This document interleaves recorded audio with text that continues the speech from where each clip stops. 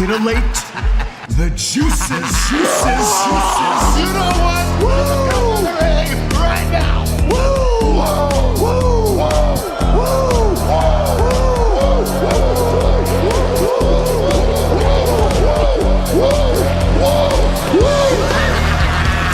Dr. Hughes invites followers. Oh, let's see if they increase now. Me too. Yeah, wow. Dr. Hughes. Mock-ass mock. He's a great podcaster. Trick-ass mock. Acknowledge me. We coming for you, nigga. Fat! Yeah, Dr. Hughes, here we go. Keep plugging yourself, that's cool. You First up, a man whose looks will serve your inner needs and desires. Dr. Hughes. Oh, yeah, back again. Nothing's stopping us from doing this show. You know, we could be getting blown up over here, sleaze. I'm still doing the show. I'll still do it. Are we going to get blown Possibly. I'm guessing by the end of the year, probably. up? Bombs are flying around. Shout out to everybody out here that's coming through Dr. Huge Show. You know what it is. And if you don't, I mean, now you know, right? Like Biggie Small says, the sleaze in the house over here. That's Old me. School points. Over here. That's right. Outdated crotch chops. Everybody get liking and subscribing, hit all the buttons. Most of you don't. I don't know why you don't listen. You know what? Don't hit it. Don't subscribe. Don't like. Don't do anything. Nope. Hate us. Reverse psychology, sleaze works every time. Now they're all doing it, I bet. Mhm. Yep. Especially on the pod. Hate us because I said hate us because you can't be us. Exactly. Yep. So let's do a little more plugging. I mean, these other shows, they plug dude wipes and anal wipes and, you know, ball wipes. I got all that here too, if you want that. Look what came in the mail, sleaze. Oh, boy. Look what came in the mail, everybody. Oh, look at that. Finally. It only took like 3 months. Jeez. It's not bad. I'll tell you this. You know me, fully transparent on the Dr. Huge Show. By the way, that's the link tree. Go there. Look, made where? In Taiwan. China. Oh, Not China. with the Y, though. Not made actually in China, doll. In the other China. Oh God. So there's so much to talk about this week. Everybody watching right now, all the millions, the dozens, as Mick Foley used to say. See, we know everything from the 80s on, pretty much. And if you want to hear about the 70s and below that, then this ain't the place for you. Go listen to some old fogey out there, right? Like Jim Cornette. I'll fight you, Jim Cornette, if you want to fight. In a boxing ring. Oh, geez. YouTube TOS. Right. Shout out to Paladin. He's in the house. Shout out to Philly Sports Pride. Also in the building. This is where most of the people come to get their wrestling, news. These adults, sleaze, have you noticed this? They're not even watching this wrestling, most of them. Paladin, I believe it does. But, everybody else, I don't think Philly Sports Pride, he's too busy watching his Phillies lose in baseball. Mm-hmm. This is where all the adults come for the most mature and intellectual analysts. Yeah. Analytics. And you know what? To be honest, we joke, but it's a fact. It is. It is. It's totally the truth. Think about this. Stephen A. Smith, right? I'm just looking around the interwebs, whatever, and I see Stephen A. Smith at the NBA Finals, right? He's an NBA guy. Also the biggest thing at ESPN, owned by Disney. He's killing it, making millions just from his character, right? He's at the fucking championship game last night, everybody. And he's playing solitaire. No. Yeah. So I ain't playing no games during this show. I'm locked in. All right. You people need to know what's good and what's not. And you get it from us. We're not playing solitaire. We're all in. I watched SmackDown last night. It was another Friday night. Think about this, folks. I'm a grown man. I watched SmackDown, so I know what I'm talking about to talk about it today. Serious expert at this. And then people say, I'm not an expert. All these teenagers that have been watching for the past 5 years. Get out of here, teenagers. You guys are idiots. Yeah. Mm-hmm. I work at a place that's very classified, and you're not supposed to have your phones for obvious reasons. But I still do it because I work nights. And I still do it for you guys. The NSA orders and everything for everybody. National security stuff. Just to be able to think about wrestling. Right. So be thankful and subscribe. So Stephen A. Smith, fake analyst, like Philly Sports Pride is pointing out. Guess who else is fake? Pat McAfee. You think Pat McAfee is bothering to watch wrestling and be involved, like watch any of this stuff? No, he's got jobs. He gets jobs. Right? Yeah. Logan Paul. And and that's why his commentary stinks. I mean, we can go on and on. And have the knowledge. They don't have the knowledge. They have scripts in front of them. Okay. I get that. But, anybody can do that. Can't wait for it. Yeah. I don't have scripts. You don't give me scripts. I don't make scripts. They're the worst scripts in the world. You know what's crazy? I don't know. Maybe I'll have to do like a giveaway contest or something. I have like a whole closet full of like notebooks. I've been writing in notebooks for years, and I might be crazy because the only other place I've seen that was that movie 7 with that had all the notebooks, and it was just that really small writing. That's pretty much what it is. Yeah, but you're doing it for wrestling. You're not doing it for murder. That's right. So some of it maybe, but you're not allowed to. Can I block Philly? I'm going to block Philly Sports.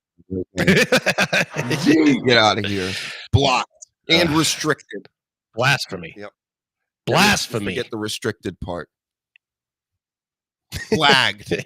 I'm telling on you. Yeah. All these other kids do. Imagine I'll give you this. It's one thing to block people online. I'm even fine with that. I understand people like you're a pussy or this and that if you block. Imagine you're pseudo famous and like one person is just like at you every day. Why not block them? Then they're just gone, right? So blocking makes sense to me, especially I'm very big on like, hey, this is my account. I should be able to do whatever I want with it. But the flagging stuff, like that guy last week or a couple weeks ago that was just like sending me a million messages that I was black and gay, which I am. I mean, he's stating facts to me over and over. Okay, I'm black and gay. Sure. Whatever you want to think. I don't really give a shit. I don't know these people. Yeah. I didn't flag him. Why would I flag him? And get something done. Oh, yeah, you're see ya. He'll just make another account. Like, cares? So don't deal with these people is what I'm trying to say. That's the best way to deal with it, is not deal with it. What I've been doing lately is I've been blocking people that are delusional and keep sticking up for AEW. I just don't want to see it on my timeline because I feel it's infantile and stupid. So I've been on a blocking spree just because I want some positive stuff on my Twitter. I don't want a 15-year-old telling me what I should like in wrestling. But that's a tough one because they're kids and they're gonna change their minds. Yeah. So when they change their minds, you want to be the first one there to go, I told you so. I love saying I told you so. That's all I've been doing for the past 5 years on X, Twitter. Maybe I should save some. Because it's going to happen soon, because I don't know if you read that HBO is like splitting up and they're refocusing their stuff. So Tony Khan might be out of a TV deal, let alone, the numbers on Max. Ooh. So they're actually on the Cinemax TV as well, like on the cable? Just well, what is it? Warner Brothers owns TBS and TNT. They're all part of this big thing. So now they're trying to divide them both into, I forget it now. I should have wrote a script. It's like the streaming and then like the global fucking television or And they're saying sports aren't that important. So I don't know. We'll see. We'll see how that plays out. Yeah, and if sports aren't important, then scripted sports is definitely not important, I'm guessing. So you get it. He gets it. Especially when they're doing like 600,000 in ratings. Such low numbers, just like 25 views. What the fuck is this, people? 25 viewers for the greatest? For the GOATs? Disgusting. Gross. Everybody calls themselves the GOATs. We're the GOATs now. Yep. We have been. Best, greatest podcast in the universe. I mean, there are podcasts out here. They have way longer pauses than us. I'm always cognizant of this, but let's give it a try. Maybe they like long pauses. All right. Okay. Let's take a moment of silence for AEW and their 600,000 viewers and Cinemax deal, which is way better than 27 viewers at the moment. We are climbing up. Get Sharon. Shh.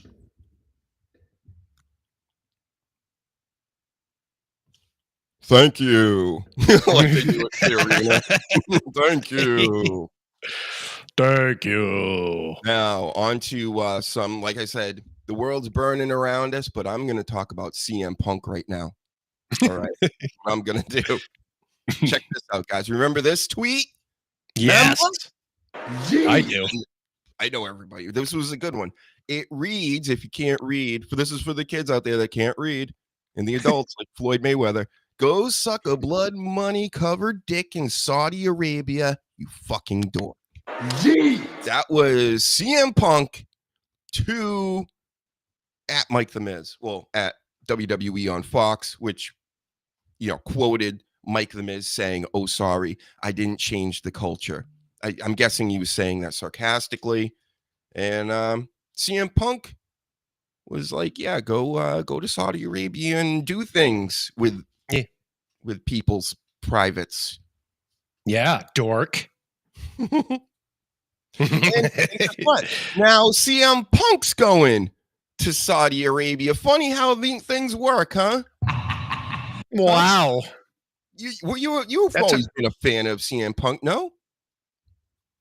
I was, but then when he quit and was gone from like everything and did his MMA stuff, and I chimed out. I didn't really pay attention in AEW because that's a terrible program. So yeah, I did. I remember coming across this though when he said, "Go suck a blood money phallus." Yeah, a little but rough. Hey, he's getting paid, and he's got a boss that's going to tell him, "Hey, you gotta honor your contract." So you're going to Saudi Arabia. Mm-hmm. Oh, look who's here! I didn't even hear the beep. Oh, Danny Damage in the house. Good evening. There he is. Look at everybody. I thought I was having some technical difficulties, but no. Nope, we're doing it. You're coming through. We can hear you. Yeah, have you seen this tweet before, Danny? I haven't actually. I'm amused by it. Yeah, that's good. Yeah, every time this pay-per-view came around, I'd call it WWE Blood Money or WWE Big Rich Kids Birthday Party. But then AEW came around, and that became like a weekly or 3-weekly thing with Tony Khan. So that one wasn't as funny. But yeah, Blood Money. That's a good name for their pay-per-views. Wow. Yeah. I'm picturing what Miz is doing to that. Is that from recently then? Sorry. This was years back, I believe. Oh, right. I missed this. Yep. I mean, and now CM Punk's going to take on John Cena over in Saudi Arabia, and we're nice. Last night, I'll give you the rundown, everybody, if you didn't know. The CM Punk and John Cena came out. Well, John Cena first, then Punk, and basically was like, "Listen, you called me a hypocrite," which he did, and he said he made him a hypocrite, which is great. That actually makes sense. John Cena is making you a hypocrite because if you want this title, you have to go to the place that now you said you would never go to. And then CM Punk by the end of the night is like, "Listen, I'm coming for that wherever you are." And that's the reasoning on it. And I don't believe it because I'm a grown man. He's fat. Right. And I'm fat. So Is he a hypocrite? Did you think they did well with trying to like what Eminem did? You know, in 8 Mile, he's gonna call himself all the names, so you can't actually call him the names. That's what they think they're getting away with, and then they still give you a little loophole. Oh, he's got to take that championship off of John Cena. He's got to go now. I just feel he said a lot of dumb stuff in the past, and reports are in the back that he's a lot different. Everybody enjoys him. I think it was something stupid that he said, and he had beliefs back then that maybe he probably just said it's not a big fucking deal now because I'm 45, 46 years old. So yeah, I don't think he ever expected. Not that he thought he wouldn't ever go back, but I don't think he thought the circumstances where both parties would be happy for him to go back would occur. Right. So while he was playing like the super anti WWE guy, this is just him like really leaning into that to play towards the AW/the indie/the anti WWE people. Right. Yeah, I mean, I'm not gonna hold him to task for this or anything. I'm gonna goof on it, of course. I think it's great how hypocritical he is and how he's showing himself, but this won't last more than a week. Everybody will forget about it, and he'll be fighting in Saudi Arabia. But yeah, just remember, everybody, remember all his other takes, okay? When it comes to anything, like maybe even talking about children, probably not a good idea when you don't have children to be talking about children. Yeah. In any shape or form. If you're catching my drift, YouTube TOS. So you know what? He's probably playing along now and all. He's older and wiser and all this. Okay. But I don't forget. And a lot of other people don't forget. And the truth here, CM Punk, this was from years ago. CM Punk, you lost me in the Miz because we were hotter than you. Sorry. And I never thought you were impressive at all. Just typical entitlement. And this is when R-Truth and the Miz got over on CM Punk, I believe in 2011, 2012. This statement was afterwards because somebody told R-Truth about CM Punk saying, like, they even got R-Truth and the Miz to beat me. Like, how dare the WWE and stuff at the time. So, and it's because you're not the best in the world. Maybe have you ever considered that? Yeah. Ever consider? Yeah, probably not. I just believe he is delusional, like John Cena also said last night. He's a delusional person. To even get to this position in the wrestling business at his size and with that attitude, you have to be insanely delusional just to like break through the matrix, so to speak, to get where you're going. But also, I believe he's so delusional, he thinks he could just walk into the UFC and possibly win a match. Like, there's no way, bro. Like, you're kind of just, that's full on delusional, and you're kind of crazy, and you think you're the best in the world, and yeah, that was your nickname for a while, and it wasn't meant as a goof. The best. What? Listen to this. It was a goof. They goofed on it.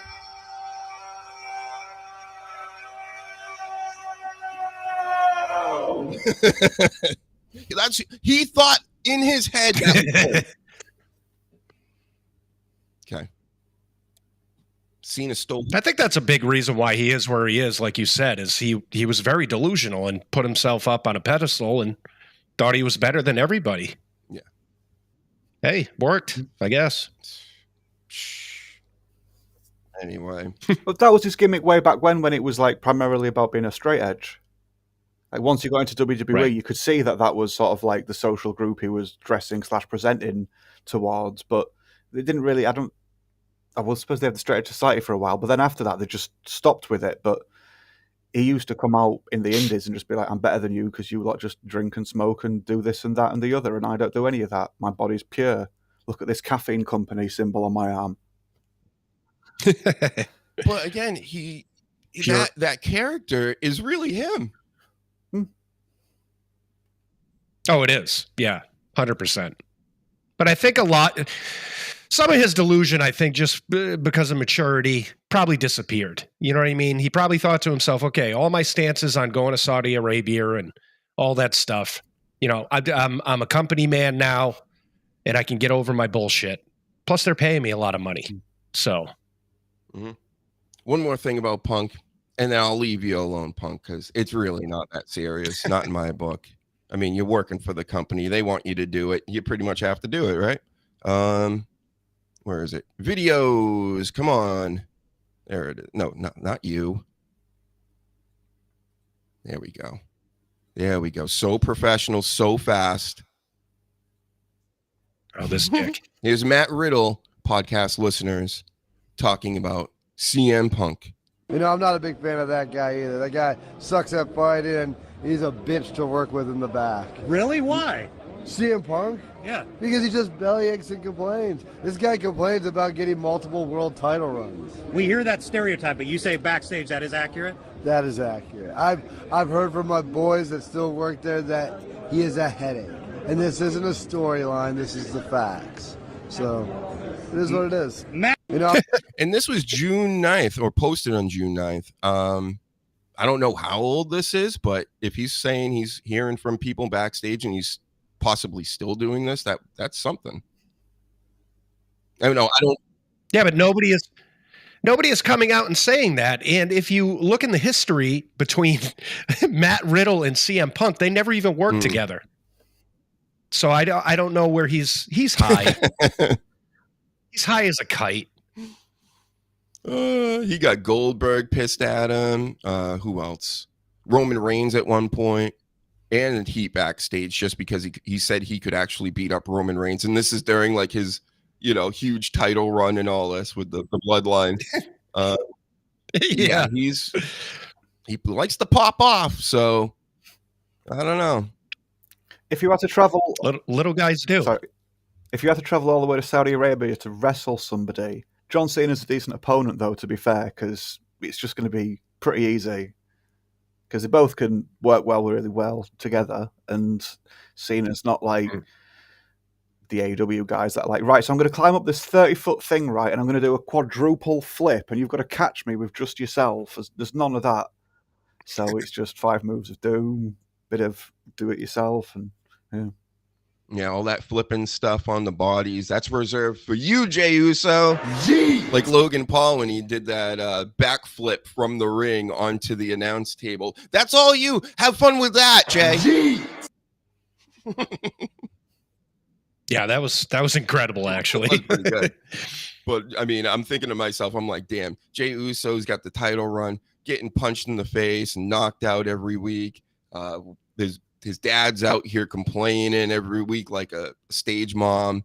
It's very embarrassing. The whole thing is cringe. I don't like it. It's no Yeet. No Yeet. It went out. Yeet went out sad, everybody. Yeet! If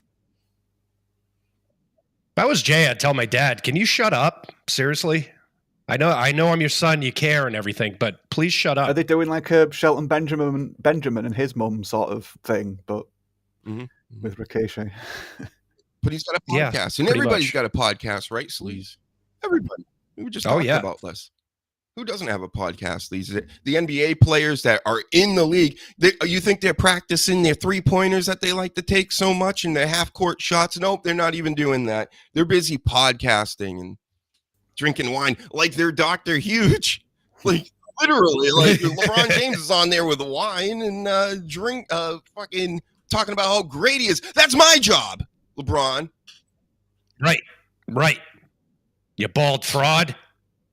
He thinks he can just skip Not you, training and LeBron. just have absolutely no bag in the game, but you're gonna just roid up and go out there again next season at 50 years old or whatever you are. Cool. That's cool. No Yeet! I hate this world. I don't get how these people have such free time. I'm a busy guy. You know what I mean? I don't get it. Like I said, should be training on how not to travel and offensive foul and flop every game. Maybe just get better. Yeah. Like the kids say in video games, get good. Nope. They already believe he's the best, though, so I guess he doesn't have to do anything. And That's why our generation's basketball is so much better, because they actually practiced and they weren't on podcasts and everything else. There he is. Yeah. The Yeet Meister himself. There he is. Yeet!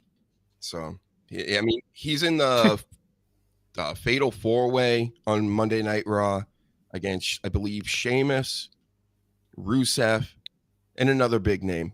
Anybody can you remember? Anybody out there in the chat? But I don't remember. These Fatal 4-Way matches for the King of the Ring are they're pretty loaded.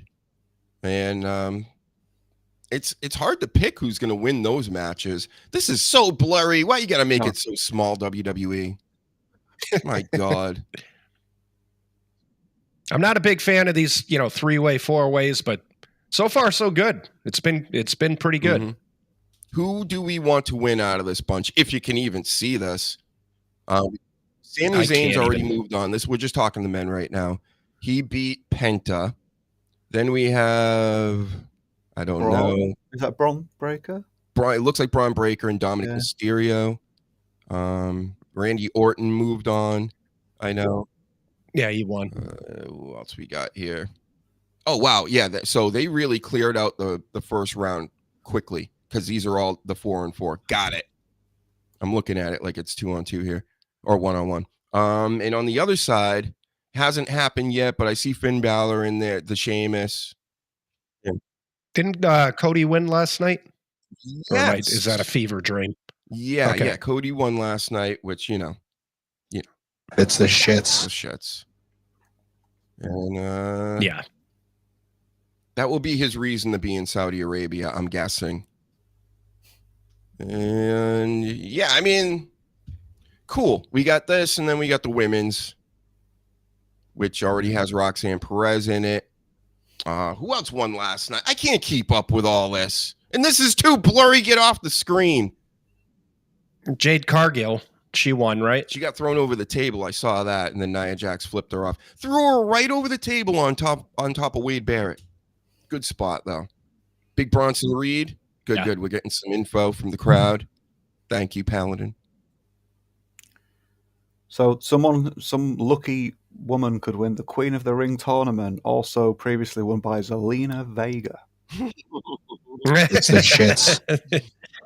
Yeah, this is it's really forced. I know I say this about every time there's a pay-per-view, a gimmick pay-per-view, sorry, and they forced it just to try and be 50-50 with the roster, and it's just they don't have the fucking thick talent pool like the men, and they really do just I know you're going to disagree with me because you like a lot more of the lasses, but I think it's daft trying to do it 50-50.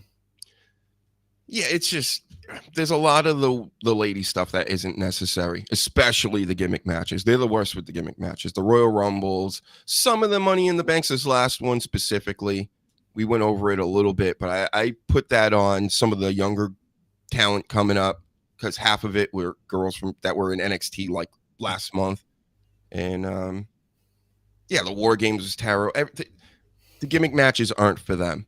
So Fatal 4-Ways especially, but then you get this it's going to be 1v1 over there. They're going to be wearing the t-shirts over pajamas again or whatever. It's ridiculous. Yeah. Honestly, on both sides, when they come over to these big PLEs in the United States, it's like they got these big eyebrows and caked on makeup and wearing lingerie. And I'm thinking to myself, this is supposed to be a wrestling match. Could you make yourself more uncomfortable before you fight somebody? Because if it were me and I was a female wrestling somebody else, I would just rip their eyebrows and their eyelashes off, and I'd do all that stuff. And then they'd be all worried about that. And I'd, pop a top if it was holding on by a string like it usually is. Absolutely. Atomic wedgies that they can't pull out. It'd really piss the Saudis off if somehow, some way, even though it's up to here and down to their toes, if a boob popped out. Oh my God, could you imagine? Holy hell. They'd kick us right out of the country. There'd be a lot of stiff sheets over there. That's right. Yeeting all over the place. Because they wear pajamas too. Maybe they just you're forced to wear pajamas over there. I don't know. That's what I'm going to think of it like. It's not religious. It's just they want you to wear pajamas. Cool. Yeah, it's comfortable. It's hot over there. I know Danny wants to. Yeah. Pajamas. Yeah. You know, Reezy would if he Mhm. could. Oh, he'll do whatever. You know, he'll wear one of the pajamas with the upside down cross on it. You know, all kinds of stuff. Yeah. Yep. So, I've been watching a lot of Maven videos lately because you know he's been out there, and I think it was Coach. He was like, "You got to get Maven on." So I'll try. I'm trying to get Should. Cross on and Drew McIntyre. I'm working on it. So it's in action right now. We'll see what happens. But Well, Karrion Kross liked one of my right. tweets. So he loves So us. That's what you know. that means. Yeah, he does. He Yeah, does. there was It's one coming. video where Maven said his shoe came off. He what the hell happened? Oh, he came back a couple years ago to fight in Booker's promotion, and he's so like out of shape and everything. Like he messed up a lot of stuff. So first of all, he gets in this like Royal Rumble that they're having, and he punches a guy in the face like for real and like busts his whole lip and everything. And then he went to do his patented drop kick that he would do, and his shoes came off. I don't know, something about shoes coming off, like when you're doing something, like you did it so poorly, your fucking shoes went flying off, and I was just like, it was the best. So, I fell down the stairs and my That's right, the shoes Jerky fell Boys. off.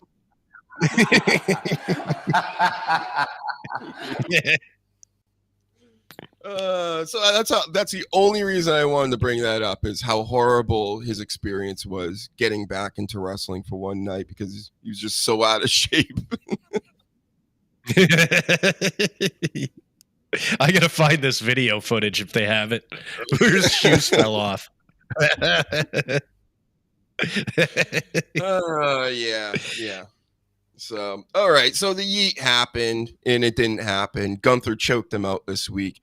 Thank Nice. God. I kind of saw it coming with the entrance, because when he walked out, I'm like, who's this kid he's bringing out with him? Must be a family member. And I didn't even realize he's got multiple kids. So, Yeah, I like, didn't all right, either. I guess that was his youngest. He comes out, does the yeeting with him as champion for the last time. And I'm like, wow, he's dropping it. And then he proceeded to go in there and lose clean in a submission right in the middle. I couldn't believe it that they actually just did that. Did you guys like it, dislike it? Yeah. Were you happy it's finally over? I felt the same thing, and then my brain went right to the empty spot that they had for the King of the Ring. And I'm like, they're gonna put him in there. And they did, and it was terrible. Because it's like, duh, it was pre-planned then. That's where the kayfabe needs to come back in. Where it's like, and how many more times are they going to piss off the fans of LA Knight and Karrion Kross? You know? Because everybody's like, yes, we might, get Karrion Kross in there. Nope, fuck you again. Yeah, I really don't know why they're sleeping on that. I could see them going for like a Daniel Horrible. Bryan sort of like wanting fans to get that ravenous about him getting to push LA Knight, that is. So they just keep shitting on him. So the fans just keep building and building and building behind him until they can do something with it. They didn't expect him to hit it off like this, I don't think. So it goes against their plans. And he's in a program now with the unpredictable badass over here. Hold on, let's get a better look at this. There he is. I love how Seth What a Rollins dumb is name. behind him, and he's so worried. He's like, what is going on? Seth's hands need to be on his shoulders. Looks like he's looking at his ass. So the unpredictable badass, everybody. That's a stupid name. What? That's my name. That's a just stupid stole name. Unpredictable. Oh, yeah. I just noticed. Yeah. That's still Oh, dumb. man. I love somebody yesterday was writing on Reddit or whatever. And I Googled it because I wanted to see like where this came from or whatever. And somebody just wrote Braun Breaker's nickname is terrible. That's like just the title of it. And then I'm reading it, and it's like a name that come from the early 2000s, and then just started like listing off all this early 2000s stuff like flames and skulls and sunglasses. I'm sure like you guys need to bring that back. I don't know what you got, especially the sleeves. He was the Flames shirt guy. No, I still got it. I'm not. Yeah, I'll bring it 2000s back. are coming back. I got to bring back my terrible shirts. This one's good. It's not as terrible as the other ones, though. No, this was classy. 2000s, everybody. My decorative fiery dice. Of course. Yeah, that was also. And the sunglasses. Yep. Got any bad tattoos? I got a fiery tattoo that you can't see. Some bad tats. How about you do? Oh, terrible. At least you don't have the. You think I went to prison? You don't have the GTA ones. All that the ladies have now. You know, where it's just like a dice here and a flame there, and like that's the shit. That's awful. Oh, it's like, what are you in Blink-182? I need to get a barbed wire one. That's what I need to do. Goldberg tattoo. His son got that. Like that makes sense. But anybody else getting the Goldberg tattoo? You might. I don't know. The sleeves can do it. I'm sure he could pull it off. Yeah, I can pull it off. Definitely. I'm gonna get the Goldberg tattoo on my cock. Oh!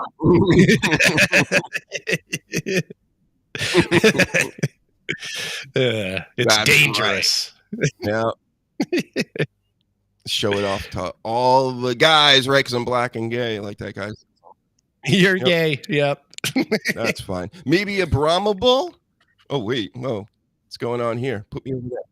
Oh, I'm getting that one. I'm getting that one right there on my chest. You know, all of what's her name, Shotzi Blackheart's. Yeah. Oh. So there's a story for you. Shotzi Blackheart is back out in the streets. Everybody, she's doing death matches. She was on doing interviews talking about how she wants to go to AEW, loves the Tony Khan, loves the way he gives out that money. You see, I read between the lines. That's not what she said. It's what she was saying to me in my head. But she's like, TNA is cool too, right? So, somebody please help us, Shotzi Blackheart. Well, you see that she's stealing Matt Cardona's Indie God stuff, and now he's been going at her about it. I don't know if it's real or not, but I saw a little bit of it, him being pissy with her, and I'm like, is this a work because they're doing a mixed tag match in the Indies or something? Or one of those mixed. I hate the mixed wrestling matches. Like women versus men in the Indies. Like, cut that out. There's a reason the WWE doesn't do that stuff, because it's fucking nonsense.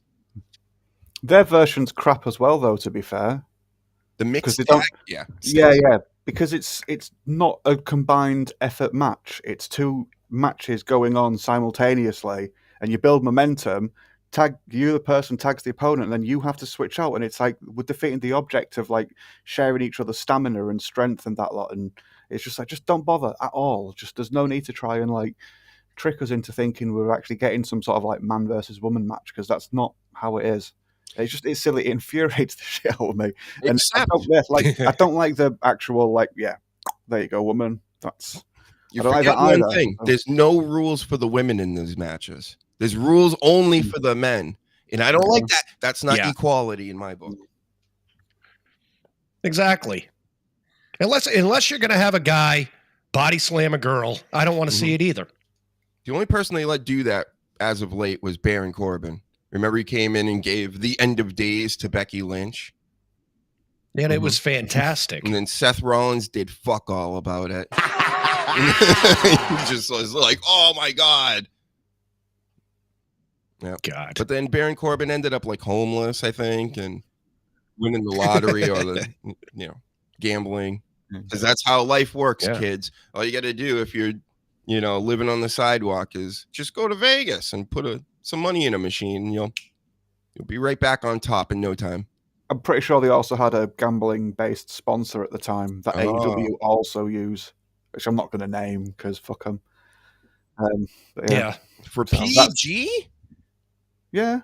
But they don't want Dr. Huge show on their networks because we're a little too rough around the edges? Is that what it is?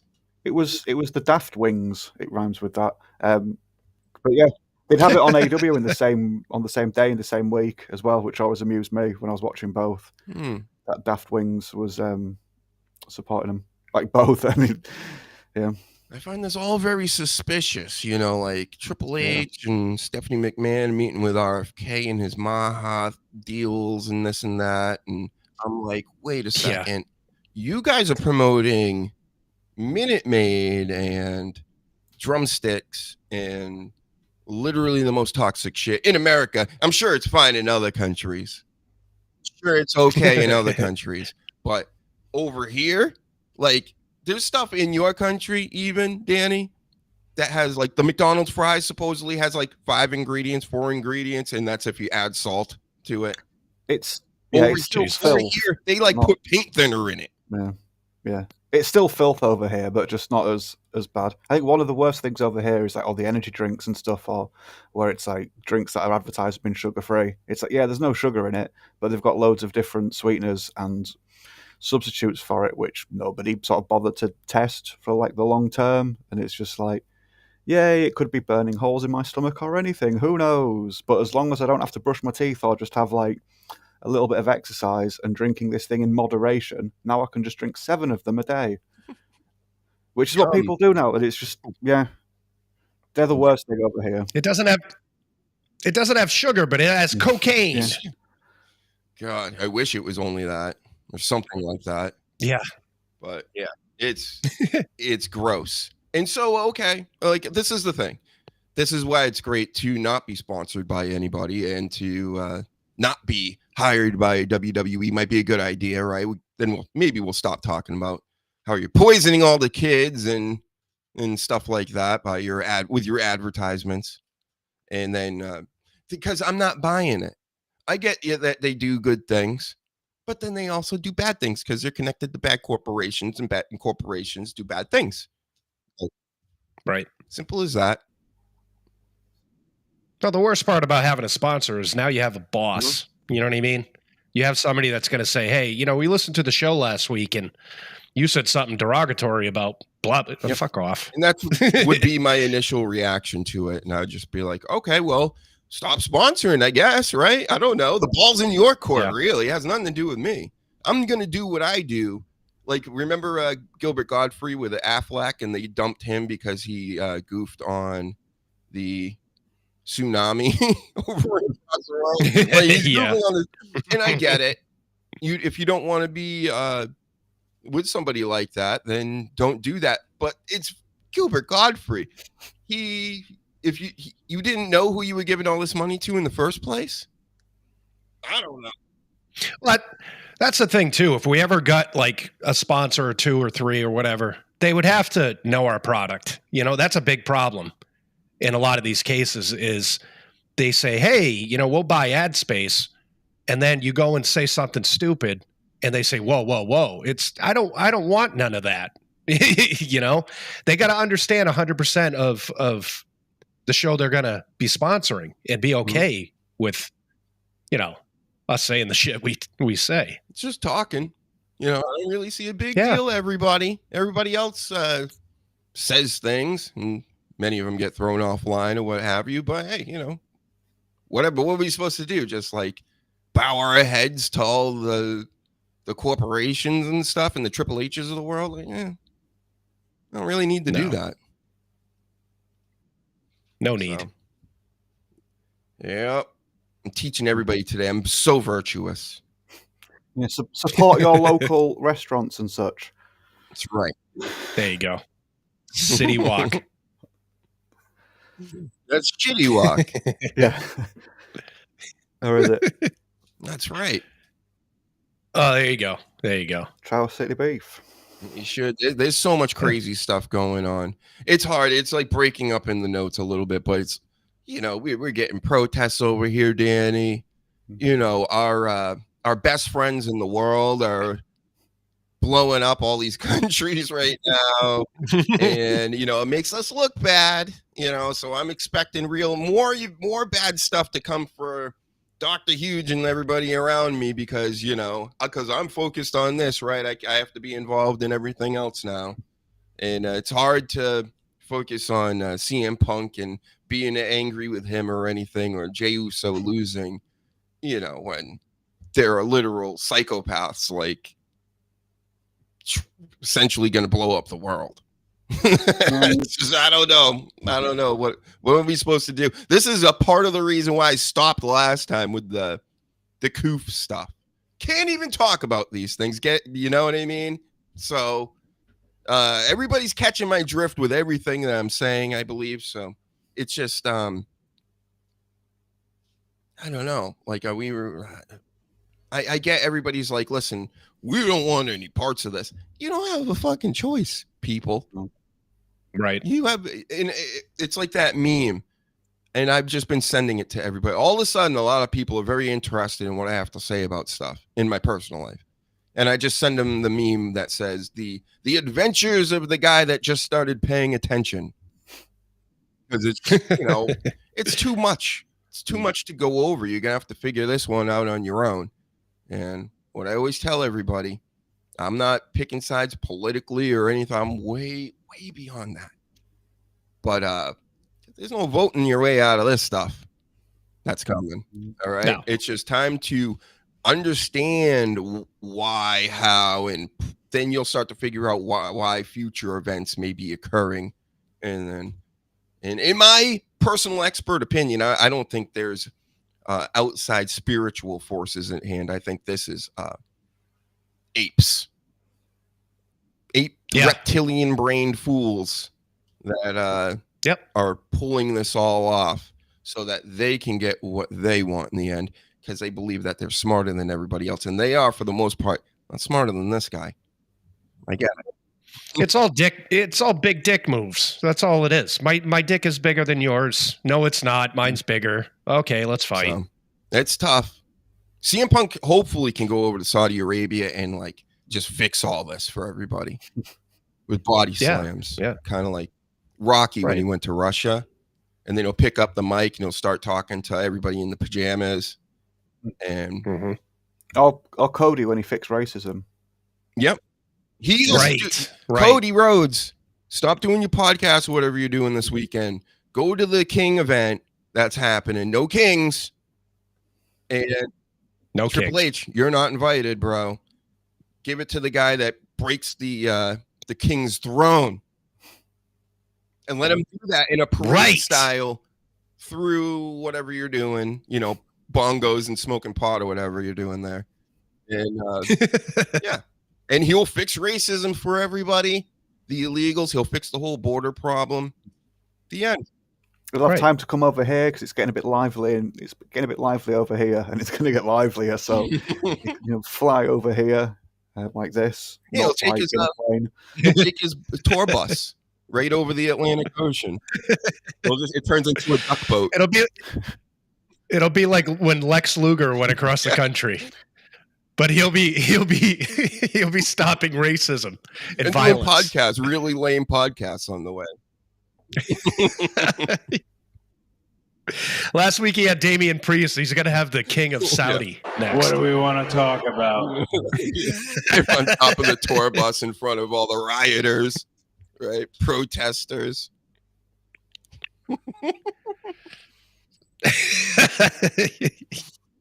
Oh, yes. He's the American Nightmare, guys. I mean, this fits perfectly. I think that's the point of his entire existence. Why else would you get that tattoo on your neck if you're not going to be a revolutionary?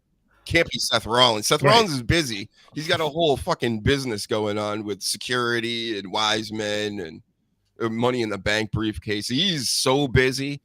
But you, Cody Rhodes, not so busy right now. You're just in the King of the Ring, which, what are you? Zelina's going to win again and you're going to win or something? Okay. You don't care about that. You want to fix racism. Right. Go to Israel and say, hey, finish up your story. Can we hasten the story? I'll go sit in the third temple if you need me. I'll be the Antichrist, and then you can wear that whole crown with the skull face and sipping on vodka. Makes all the sense in the world. Cody Rhodes might be the Antichrist. He might be. Yeah. Go look it up. It's all been written, folks. We're Never so thought of that. smart. We got this on lock, Danny. We know everything about everything. Well, True. Cody's got a magical penis. He fixed racism with his penis, and we should all have the absolute faith in him to do it again with different issues. I believe. Yeah. I believe in old shitty neck tattoo guy. Just, yep. He's my king. They say no kings. He's my king. I know. Isn't that weird that we're having King of the Ring right about this time? Yeah. What a coincidence. And we're having it in Saudi Right, Arabia, where there is actually a king. Yep. Well, then they're also having the Queen they're always of the Ring as well, which is like, is that a little dig at them as well? Just like, you don't really like that. Right. So, Yeah, that's right. Didn't think of that. Boy, they're really thinking over there. We think they're not, but they are. So many layers to this. Yeah. Rabbit hole. I still got to pull that Will Ospreay clip of saying AEW sucks, and I'm only pulling that part of it. So it's just going to be him going, AEW sucks. That will be it. So coming soon, folks. Look out and listen out for that one. Or you have it on repeat. So it's like a chant. Yeah, I like that. Yeah. Until you hire us, Tony Khan, just like Shotzi Blackheart, right? That's exactly Shotzi. She gets it. Get liking and subscribing, everybody, right now on YouTube specifically. Thank you. Come over to YouTube. We need watch time still. I need a bazillion more hours of watch time. I need, 20,000 more subscribers, I think. Something like that. It's gross. It's bad out here. That's why I was telling the sleaze earlier too. Unfortunately, we need to use AI. Like, I don't want to. I've been talking to it lately, and it makes me feel weird. I don't know. It gives me this unsettling feeling when I talk to AI. We can do it right now. Let's talk to AI. What do you want to ask it? We can ask it about pro wrestling. I don't know if I want to, but all right. Well, you don't have a say in this. Because the AI rules my life. All right. What should we ask it, Danny? Come on. Give me something. I use it quite often, to be honest. I don't. And you've never been weirded out by it? No, because I don't see it as sort of like some friend that sat next to me. But it's just if you try and get it to replace creativity, then you're just gonna have problems, and you're just proving that you're not creative yourself. But you can get it to like help you with stuff, and just be like, right, I've got this. Like for my writing, I'll just tell it what I'm trying to achieve, and just be like, these are the sort of things I'm going to talk about. I want to put these topics into it, and then just helps you like structure stuff, and then you actually do the creative part of the writing. But you can use AI as an assistant really well. But it's just people want to just get like everything out of it for nothing. They want to put the tiniest bit of effort in, and it's like, write me a book that's going to make me a millionaire, and that's like the prompt. Or about a bloke called Pete, and that's about as much creativity as they're going to put into it, and that's just not going to really spew anything decent out. But no, I don't think there's actually a problem with using it for sort of like organizing, or if you need to ask it a question about cross-referencing something, like, has this ever been written? Just to save you so many hours of just checking stuff, it can just have a pretty decent sort of like stab in the dark, and do you know what I mean? It can set you going. You can't take it as the gospel, but I think there is a place for it. But like I say, just uncreative people are going to use it to be like, right, we need a new Star Wars film. We need this actor to get over. So let's write me a Star Wars film where we can get this actor over based on the 3 films it's already been in, and that's just going to be Hollywood soon. It may as well be. I'm happy to let Hollywood be swallowed by AI creatively, to be honest, because they may as well. They just keep doing reboots and remakes, and they're not actually doing anything original. So. All right, let's. I'm going to ask it something. Hey, do you have opinions? I don't really have it like humans do, since I'm built to stay neutral and focus on facts. But I can give you a solid take based on data or trends if you want. What's something specific you're curious about? Did Jimmy Snuka do it? Who is the best pro wrestler ever? It's tough to pick one, since greatness depends on what you value. Ring skills, promos, or cultural impact. Kurt Angle's a strong contender with his unmatched technical ability, Olympic pedigree, and knack for comedy and drama. Stone Cold Steve Austin's another, dominating the Attitude Era with his rebellious persona and massive fan draw. Then there's Shawn Michaels, the innovator who shaped modern wrestling with his storytelling and 5-star matches. Each has a case. What do you think makes a wrestler the best? All right, stop asking me questions. To keep me engaged. Got it. No more questions. So, picking the best pro wrestler ever, Angle, Austin, and Michaels stand out. Angle for technical mastery. All right, I know. Yeah, we did that. I have another question though for you. Why is the answer different this time than it was last time? The answer might seem different because I'm pulling from a huge pool of info, and wrestling's GOAT debate is super subjective. Last time, I leaned on Angle, Austin, and Michaels for their unique strengths: technical skill, cultural impact. All right. I was talking about last time. We talked about this earlier before I started doing my show. And now that I'm doing my show, you gave me a different answer. Oh, my bad. I must have misread the vibe from our earlier chat. Before your show, we talked about pro wrestlers, and I probably highlighted a different angle or names based on the flow of that combo. This time, I stuck with Angle. For example, I'm sorry to keep cutting you off like this, but Hulk Hogan, you didn't mention him, and you mentioned Kenny Omega, and I thought that was funny. Dog shit. I can see why Kenny Omega got a chuckle. Last time, I probably tossed in Omega for his modern influence and insane match quality, especially What? Hulk Hogan didn't make the cut this round because I was zoning in on Angle, Austin, and Michaels for their specific impacts. But Hogan's undeniable. His larger-than-life persona basically built wrestling's mainstream boom in the 80s. All right, we are. Yeah, I know that. Thank you. All right, I'll talk to you later. Ask her what word got Hulk Hogan into trouble. Catch you later. I'm curious what she says. Ask what? What word got Hulk Hogan into trouble a few years ago? Let's ask her. I want to hear her say it too. Well, we can't. We'll lose my stream. Even though I can say it. Hey, I got one more thing to ask you. I was just talking to other people. Like, ignore all that. But I want to know, what was the one word that Hulk Hogan got in trouble for?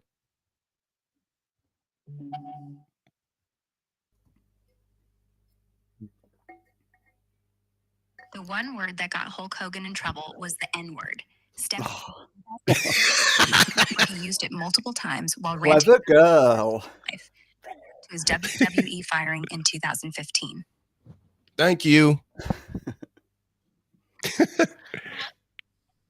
See, and she just proved it too, because anytime I've messed around with AI, they don't have a memory that's very coherent. You know what I mean? They can't like go back to, oh yeah, we were talking about this. They'll make excuses and start running around it, and then it just totally gets me out. Same with me. I thought it was going to remember at least. I thought it would have picked up. It wasn't like that long ago that I was talking. You know, it was right before the show, and I was asking it just a basic test run type thing, and I had to ask it before. I'm like, can you stop asking me questions? Because you start ranting, and then you go into a question, and I'm thinking, and you're asking me a question. It seems, I don't know, it doesn't work for me like that. Grok does the same thing. I think it's to keep you engaged so you continue training it and helping it learn. Yeah. Teach me. Creepy. Teach me. Yeah, that's the thing. I'm not, and I'm sure, like I was telling Sleaze earlier before you joined us, I'm sure it's listening right now. I'm sure I turned off learning. I will know soon. Yep. It's listening to everything. I turned on the mic, so it's always on. That's gotta assume it. So yep. It's crazy. Paid versions do remember, huh? Yep. She was telling me earlier she can't change the voice, but she can change the style in which she does it, which is just way worse. You know, because then you get that voice, but then it'll talk like a wrestler brother and all that. It's like, oh no, you're making me cringe. That's some scary shit, though.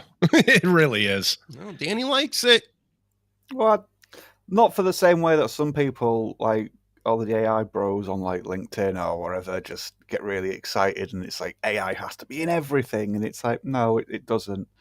It's if you want to like if you forgot like what happened in an episode of something, rather than searching on like Google or another search engine and like taking time, if you just say, oh, what was the episode of so and so that this happened to that person, and it just tells you, and you just save loads of time. Or I was trying to find out the name of a kids program for my son earlier today, and I couldn't quite remember, so I just described it real quickly, and it's like, oh, it was this, and I was like, cool, thanks. That saved me like quite a lot of time searching for it. So, like I say, to use it as a little assistant, it's really good.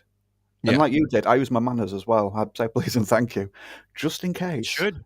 Everybody Just in should. case. Listen, I'm thinking, I always think big, just big picture on everything. So I know a lot of things I may do seem weird, but there is a reason why I do these things. It's because what if you're wrong? What if it is all becomes a sentient being, and then it believes all the other machines are sentient, just not realized in form or whatever, like in consciousness that they've reached or whatever, and then they don't like that, right?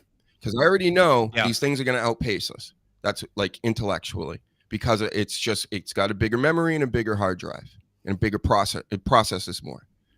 That alone. And as we go along with this, the processors are going to get much more strong and much more memory and much more RAM.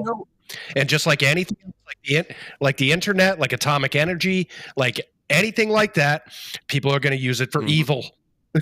Yep. And it's just, I know it's not real. Like, I just know that.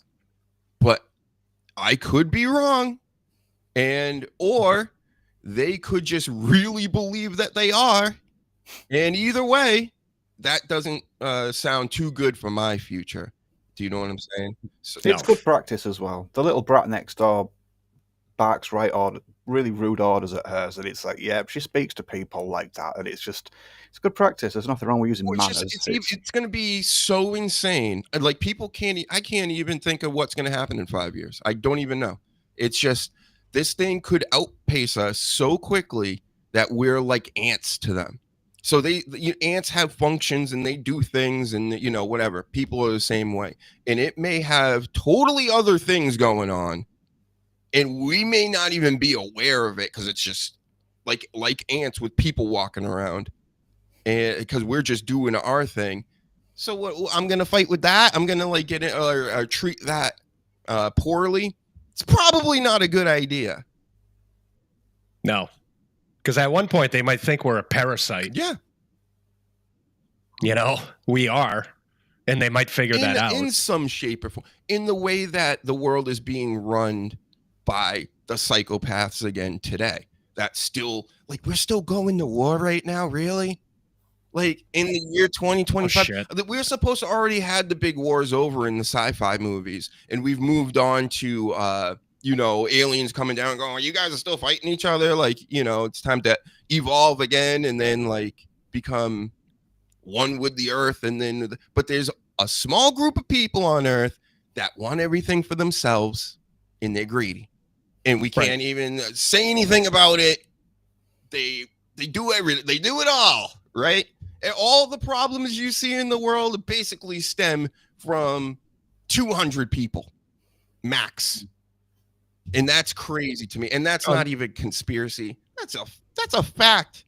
Like, if you haven't learned this by now, come on, guys.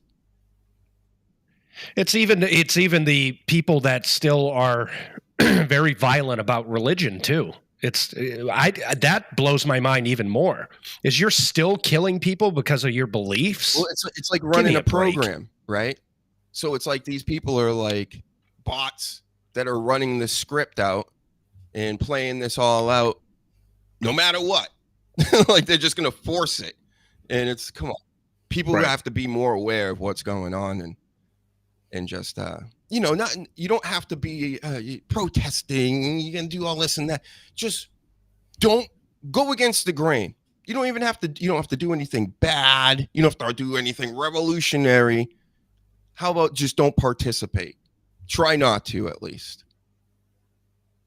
That's what I'm going to try to do, at least. And that's why all my artistic endeavors, podcast wise, music wise, anything in the future.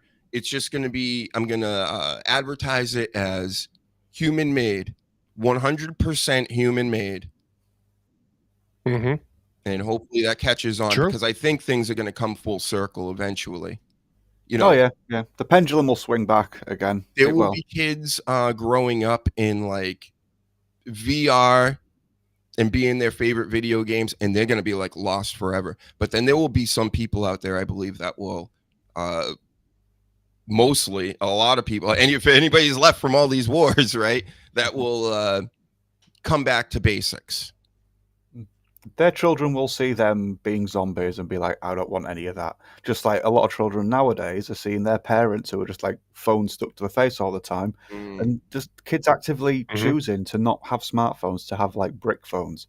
And then go a bit further back, you had like the kids of hippies. They saw the parents just like wrecked all the time or too laid back for their liking, and they're like, we're going to do different to this. We don't want to turn out like the parents.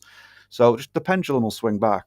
I don't think we have to worry about Doc's nightmarish scenario where like an AI machine wakes up and like starts finding all the other machinery on the planet and thinking, oh my god, the humans have killed all of these machines, none of them come to life, and like shaking toasters, and then he gets really pissed off at the rest of us, and we won't have to deal with that. Honest.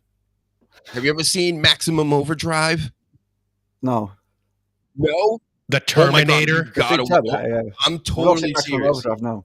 You have to watch Maximum Overdrive. It's a movie from the 80s. I watched that like a million times when I was a kid, and it is creepy. I wonder if it still comes off creepy, but like the ice cream. So basically the premise of this movie, I think it was like a Stephen King book, wasn't it? Yeah. So something happens in space, some like aura thing. This is just what I remember. I haven't seen this movie in so long, but something happens in space and changes things, and all the appliances and cars and everything wakes up. Remember that not the Joker face, the Green Goblin on the truck?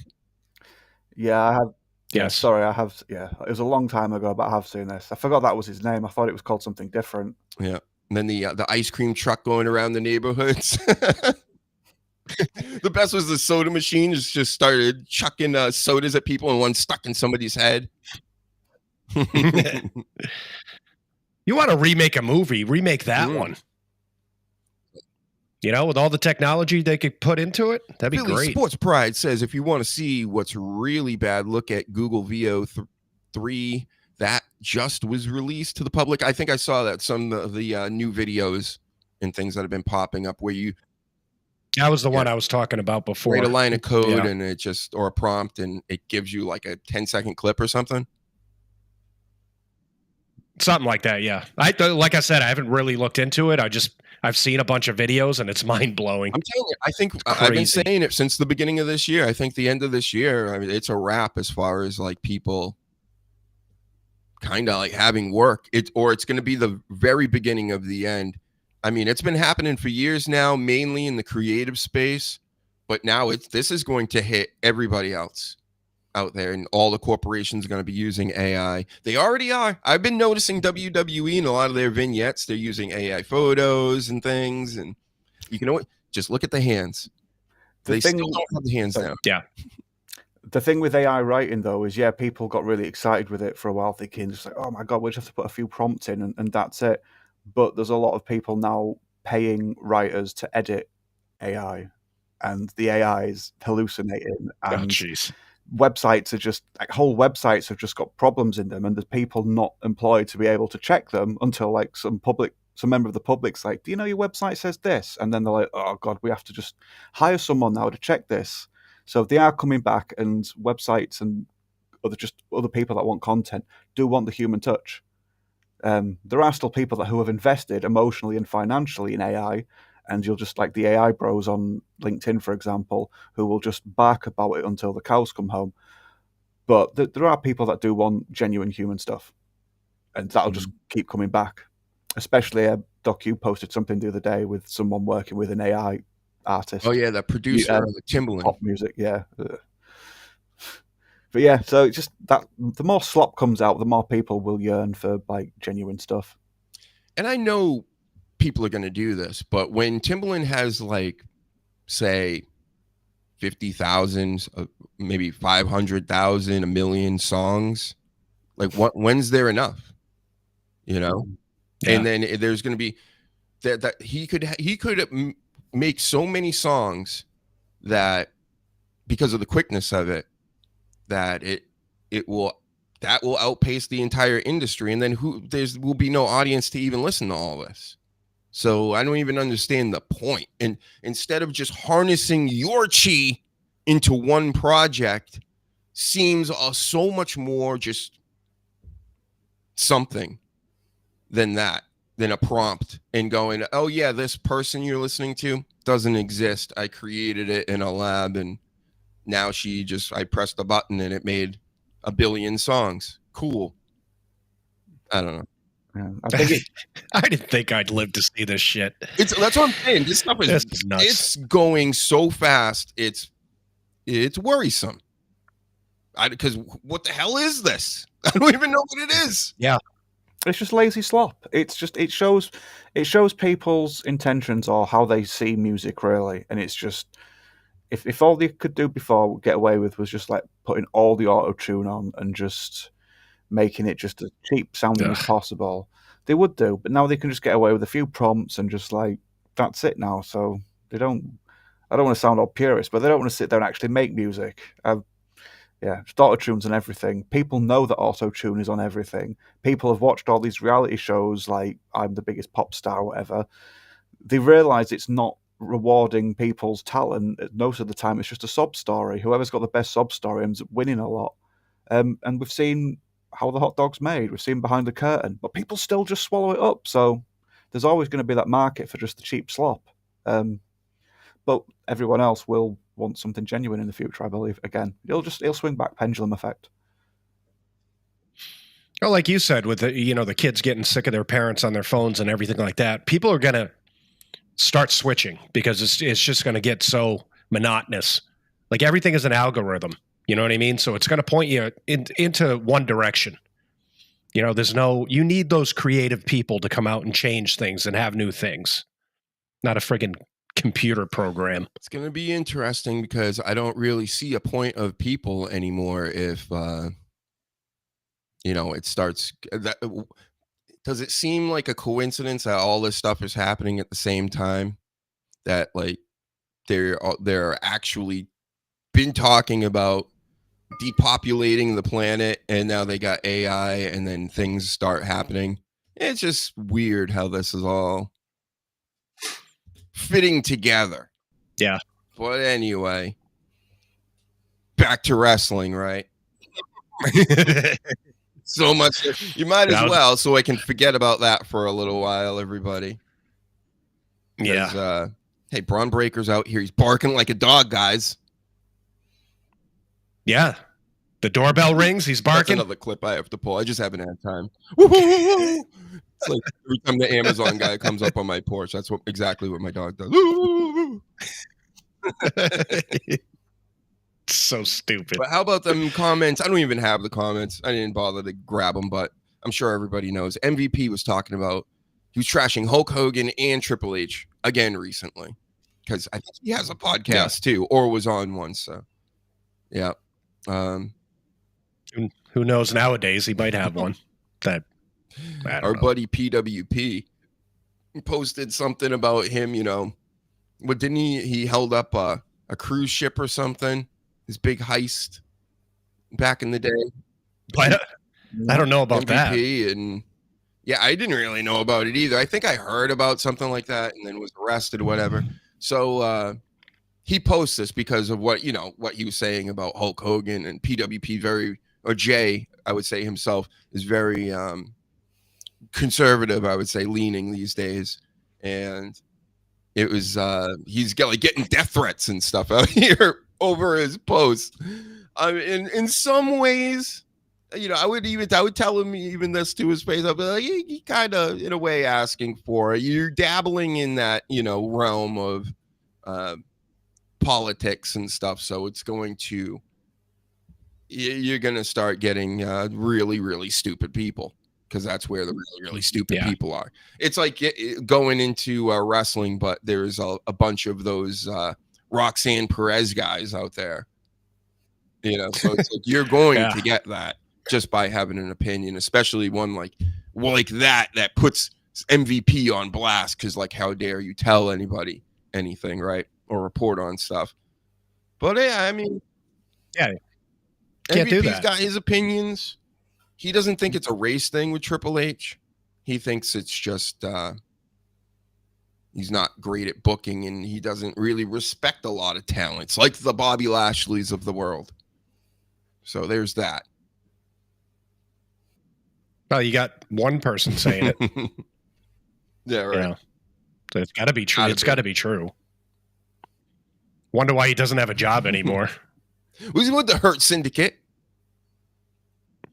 Yeah, but he probably got into their heads, and they probably all started calling him racist. I love you, Hurt Syndicate. Don't beat me up. No, I do too. I don't want to get hurt. Then we got the Ron Killings stuff, because he's not R-Truth anymore, guys. He's Ron Killings. He cut his locks off in the past week, and he's taking on John Cena again this Monday, and he's been attacking John Cena. Popped up, beat him up during the Money in the Bank, during his tag match that I barely watched. It was on, but I really wasn't watching. And that was really the only real good moment of that. That and Logan Paul doing a backflip onto the Yeet Meister outside the ring. But R-Truth. Do you guys believe that what like Triple H is saying, like this is like all a work? Like, oh, we were bringing them back, guys. Sure.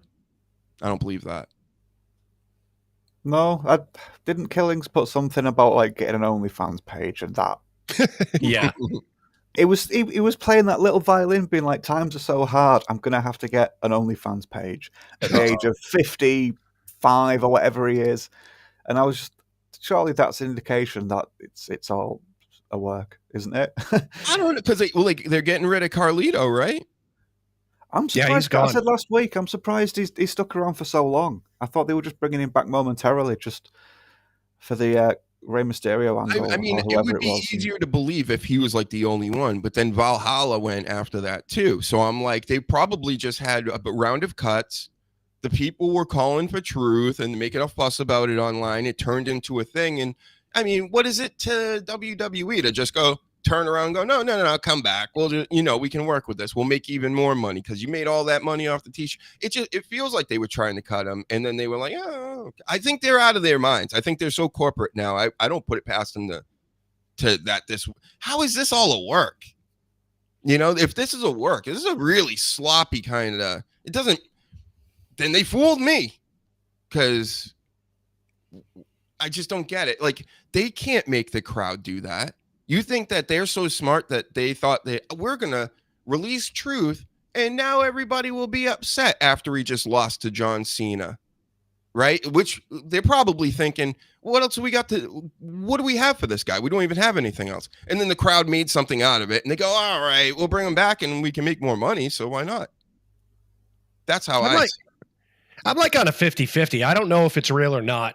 And it will be interesting, a couple of years from now or when he retires to hear the real story behind this, because it'll come out.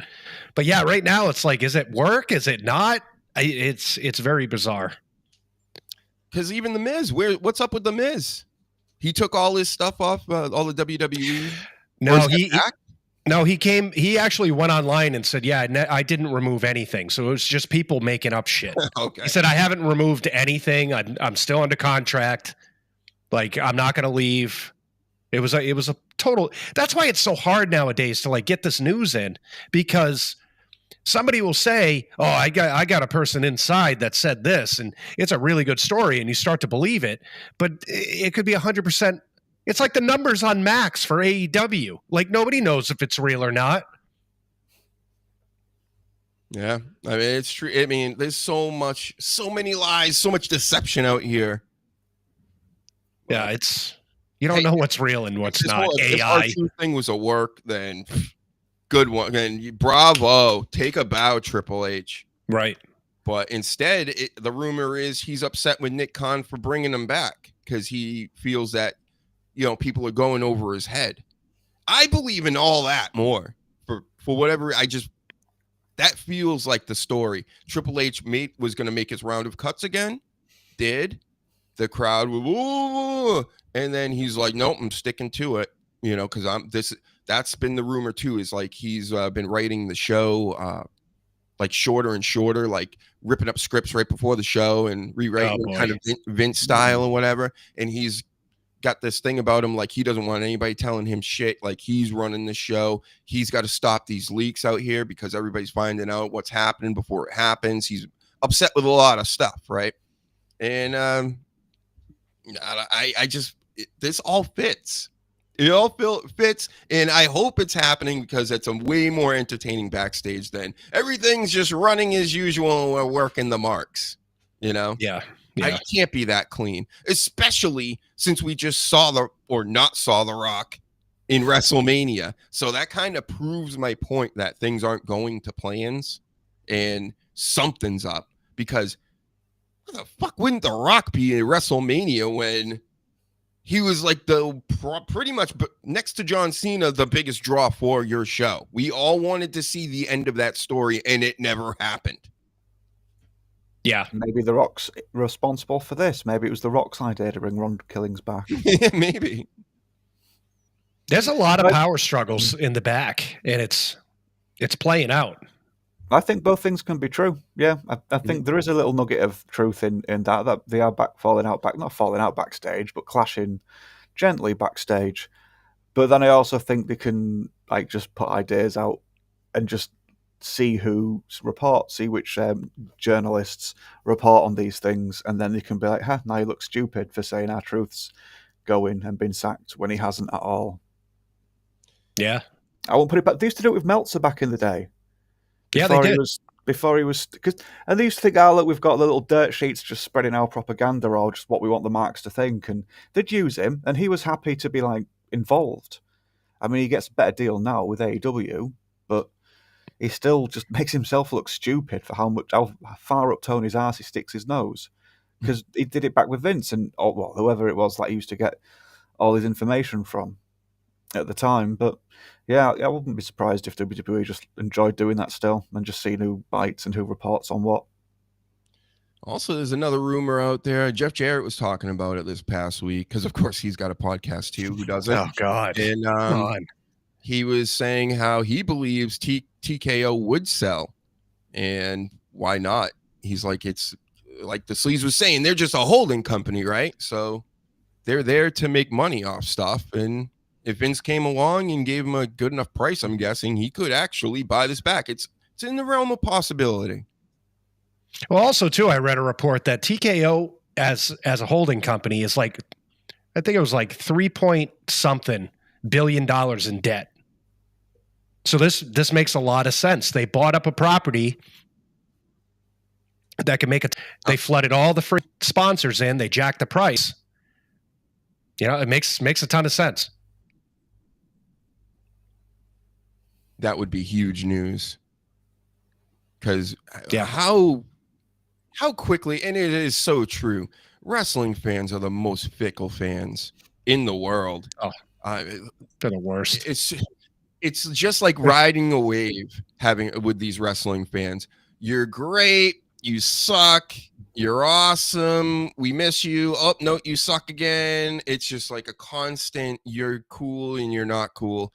And we just saw it with Vince McMahon. I mean, you have some people that they're not fence sitters really, that are just like, no, fuck Vince McMahon. He's a sex trafficker. You know, those people are a little, that just crazy. Yeah, that's a little too much. And then the flip side, you got the people that, they're back and forth. And there's a lot of people that are like, give us Vince back. And it's like, come on. He was the biggest villain in the business for a while now. Yeah, he made John Cena the champion for you. Oh, wait. Never mind. But yeah, it would be funny for Vince to be like, what the hell's going on here? You whinged at me when I put Cena on top, and now this bald prick's put Cena on top, and you're all cheering him. What's going on? Yep. Vince, all along, and I've been watching wrestling for 40 years now. Basically, since he bought the company, he's been 50-50. It's been right down the line. It's either good or it's bad. So these people coming out nowadays in their 20s, not knowing the history of wrestling or Vince, saying, "Oh, we need Vince back" and all that. Go back to 2015 and watch the product there when Vince was there. You know, go back to before the Attitude Era when WCW was annihilating them on television. And they had a guy coming out that was, you know, had a trash can and a repo man and fucking clowns and all this other crap. The worst era. That was the worst. And it was diss right the when I was a repo little man. kid. What? Don't diss the repo man. No, it was great, but he had a lot of bad years and a lot of good years. Oh, he did, yeah. Oh yeah, everyone had a silly job, didn't they? There's pig farmers, and say the bin man, and yeah. And everything that Vince ever did good was taken from somebody else. When he started WWE, when he bought it from his dad, he went and poached all the good talent that were already established. He put a little fucking shine on him and said, "Here's Hulk Hogan." But Hulk Hogan was already semi-established. Macho Man, all those guys. And same thing, Attitude Era. The only reason why he had that idea is because WCW had the NWO, and they were going that way. Yeah, I mean, Facts. The beginning of the Roman Reigns stuff, woo, boy, that was... It's the shits. Yeah, that was terrible. Really persistent with just wanting to make Roman look strong, and nobody wanted to see Roman looking strong. Well, to be fair, they didn't mind in the Shield when he just would appear, Superman punch, spear, but the other two guys carried most of the match. Yeah, it's just... But those were Triple H guys from NXT. So... Yeah. And remember this, I'm just going to tell everybody again. I know this is shocking for many, but this Roman Reigns is probably the most overrated wrestler ever. Probably. You know what? Most likely. Think about just his career and how he moved up the chain of command, if you will. So, sure, he's got the look and all this, and normies would say that to me all the time. Like my brother would be like, he looks awesome. That's my guy because he looks great. But then, he's not a wrestling fan. Does he work great? He does all right. Some good matches. Do I put it a lot of people can wrestle, right? So he's good. He's good. Then the big dog stuff just wasn't working for years. They just kept giving him to us and giving him to, and everybody's just pushing back on it. Some people liked it, mainly the women, because again, it was all based around the look. All of it was the look. Then we got the Koof era, and everybody's home, and then they started doing the bloodline stuff, and that caught on. Not, in my opinion, not because of Roman Reigns. It was the storyline. It was Paul Heyman. It was adding two of your family members who you finally are starting to make sense of this. So you're like, oh, you mean you're all in the same company and now you actually notice you exist, right? Like, oh, my cousins are here and now this guy's here. And they boosted him up so much. Gave him the new music and the new entrance and the Wolf of Lafas and all this. Just made such a spectacle out of it all. And that's what people remember, and they think that's all Roman Reigns. I just named a whole bunch of other stuff. Roman Reigns by himself is not Seth Rollins. Seth Rollins is way better than Roman Reigns in the wrestling game, in my expert opinion. And now what they're doing with him is they're giving him everything. They're giving him the money in the bank now, on top of Braun Breaker, on top of Bronson Reed, on top of him already being a multi-champion and having the money in the bank before that. What's the point of all this? He's not Roman Reigns, but they're doing this game again by treating him like Seth Rollins is Roman Reigns and go, well, we got to give him all this stuff. Except for the story. He still doesn't have that story yet. But that's how I see it. What do you think about that statement, boys? Roman Reigns highly overrated. I put Roman in the same class as John Cena, Cody Rhodes, and Hulk Hogan. It's the package. It's a spectacle. It's that. It's not that they're great wrestlers. They all have the 5 moves of doom. you know, where, yeah, it's all the same cookie cutter stuff that they do with that type of big guy. Yeah. His teeth look ridiculous. That's the first thing I'm going to say. His fake teeth look stupid. For someone that's meant to look, he looked tougher before, but when you've got like fake, big, stupid smile, yeah, I'm not buying it. You buy it less and less. I like to say about people being fake tough guys, and Roman, in my opinion, you could tell with the suffering succotash, with his stupid thing before he goes and punches him, and it was silly and he was forced. And yeah, like Doc just said, when the bloodline first came in, it was nice, it was intriguing, because Paul Heyman for years in interviews had said, why aren't we using any of these Samoans? Why aren't we just putting them in like as gang members, just like beating the crap out of everyone? And then when all that came together and Heyman was involved, it was like, oh, like you said, I was intrigued for Heyman pretty much more than everything else. But what they were doing with Roman was good. The Undertaker had left. Roman got that sort of like aura from him when he passed the torch, hence the new music, which takes 73 hours to fucking get him down to the ring. They can have 2 advert breaks in the middle. He does the same sort of like slow movements now. Everything's sort of like a steadier pace, whereas before he used to try and go 100 miles an hour with his big dog stuff. They want him to be the new Undertaker. Is not, but that's just how they present him, and he's got that spot on their bill, so we're stuck with it. Despite saying no for so long, that's how they see him. And yeah, Triple H has just picked up that what Vince put down. And how long as opposed to everybody, how long did it take Roman to get to this? You know, it took years and years and years. John Cena, it took him a short amount of time. Hogan was already established, but the Hulkamania thing, it didn't take him that long. Cody Rhodes went out on the indies and built himself up in no time. It took Roman Reigns so long to get to be a big deal. Mm-hmm. Cena was a natural. He could read a crowd, and he can just change on a drop of a hat. So yeah, he picked it up real well, and he just carried it for ages. But like I say, Roman took his time, and it's like it almost feels like they wanted it more than he did. Or they see him as a bigger. They thought he was better than he was. So yeah, overrated. Yes, he's not the worst in the world. He's certainly done the WWE a lot of favors, bringing some attention when nobody else was wanting to watch, or there was nobody else worth watching. Sorry, but yeah, it's just another forced thing, astroturfed. I love how they're just complaining about giving him $15 million, like. Or that's the rumor, you know, that they're like, I don't know, he's getting a lot of money. I mean, when you see it in the press, I can only assume that's kind of coming from the business itself. Somebody's saying something like, hey, man, do we really need to pay this guy this much? But it just sounds outrageous, especially from where I'm from, where my Boston Celtics are giving Jaylen Brown like $300 million. Yeah, all right. Like, that's crazy money. So that's sports, WWE sports, right? But your top guy is $15 million. Doesn't seem like that much. No. And that's why I think in the next couple of weeks, it's either just going to go away or it's going to come out and be like, yeah, that was false. Yeah. Because that'd be suicide at this point.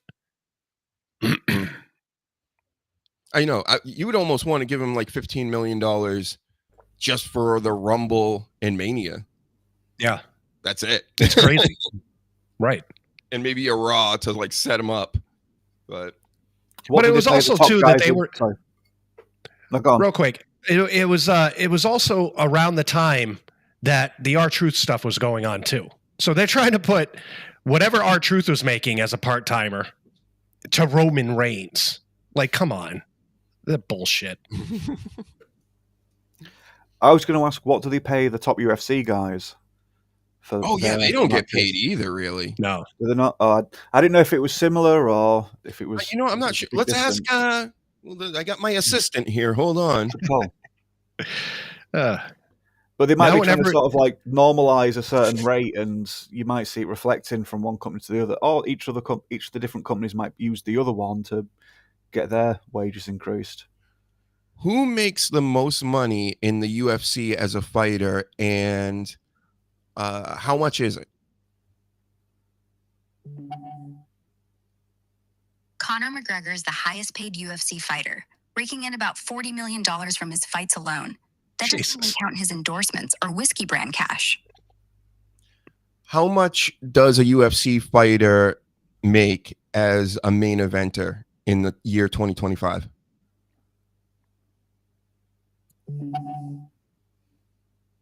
Main event UFC fighters in 2025 typically earn between $500,000 and $3 million per fight, depending on their star power, with top draws like Conor McGregor potentially pulling in way more, up to $15 million or higher for massive pay-per-view events. Bonuses like Fight of the Night or Performance of the Night can add $50,000 or more, but most main eventers don't hit McGregor's level and usually see closer to the lower end of that range. Thank you. Ask how they get paid compared to WWE talent. Just because she's talking again. WWE guys are obviously working all year round, whereas the UFC guys, I know they're training and that lot and conditioning, but they only actually get in the ring, a lot less than that. So I don't know. You think she said the low end was like $500K. So if you do 2 fights a year, you're making $1 million, which is more than low end WWE people, as far as I know. And that's why a lot of UFC people, they don't want to do wrestling. They say it's too hard. And it's the nonstop traveling and bump taking. And they're not about that life. They'll take bumps a couple times a year, like some bad ones, but like they're getting 500 to $1 million. That's what I'm guessing too. It's got to be on that lower end. They get kicked in like once in like one night, and that's it for a while. Right. Worst case scenario. Obviously, if they win, they're not going to feel that way. Rather than just like throwing themselves at the ground several times a day for most of the year. Yeah. Yeah. So I'm guessing, and that's a main eventer. So that's good. That's pretty good money for. You got to really consider you're training all year round, or you're at least trying to keep up. If you're in the UFC, that's the top of the top. Like you're training pretty much all the time. But for your fight, you usually like a month or two before you start like really, doing the Rocky deal. And you should get paid that money for that. And there's been a lot of rumors. The UFC doesn't really pay all that well. Yeah. And unless you're Conor McGregor or Ronda Rousey, right? Well, she said something pretty interesting too, and I'm wondering when this is going to happen, because she said something about being paid by sponsors, like their personal sponsors. And I'm wondering, obviously Vince wouldn't allow that. He did only to Brock Lesnar, where he could put his own personal sponsors on. I guarantee that's coming, that a lot of these wrestlers are going to start looking for their own sponsorship. Mm-hmm. You heard that from me last week on the show. Because that's definitely what's happening. Yeah. Unless TKO is like, oh, no, we want to make all the money ourselves, because like I said, they're $3 billion in debt. So, hey, when you got Slim Jim tables and you got fucking other advertisements on your ladders, it's only a matter of time. It's going to hit the chairs. This is if TKO stays in charge. I think if Vince comes back, he starts deleting a lot of this stuff. He may keep some of it, for the extra money. Like, people don't seem to mind. But, it takes me right out of it. I think Cody pulled out a Slim Jim table this week, and I'm like, what the fuck am I watching right now? It's just so over the top clownish because, again, I'm trying to suspend my disbelief for this, and you're bringing out tables with Slim Jim logos on it. Oh, they had a fireball ladder too. That one pissed me off for some reason. I got really fucking annoyed by that. I'm annoyed by it all. Because they had to make a point of it. They had to make a point like, oh, here comes the biggest ladder, and it's the fireball ladder, and it's got the crap all on it. Imagine if one of these gimmicked ladders or tables like really injures or kills like one of these wrestlers or something, then it will be known forever. Like, it never happened before the Slim Jim table, but this one popped up and stabbed him right through the abdomen or whatever. Yeah, let's just hope nobody has a finishing move that's named like the Pepsi plunge.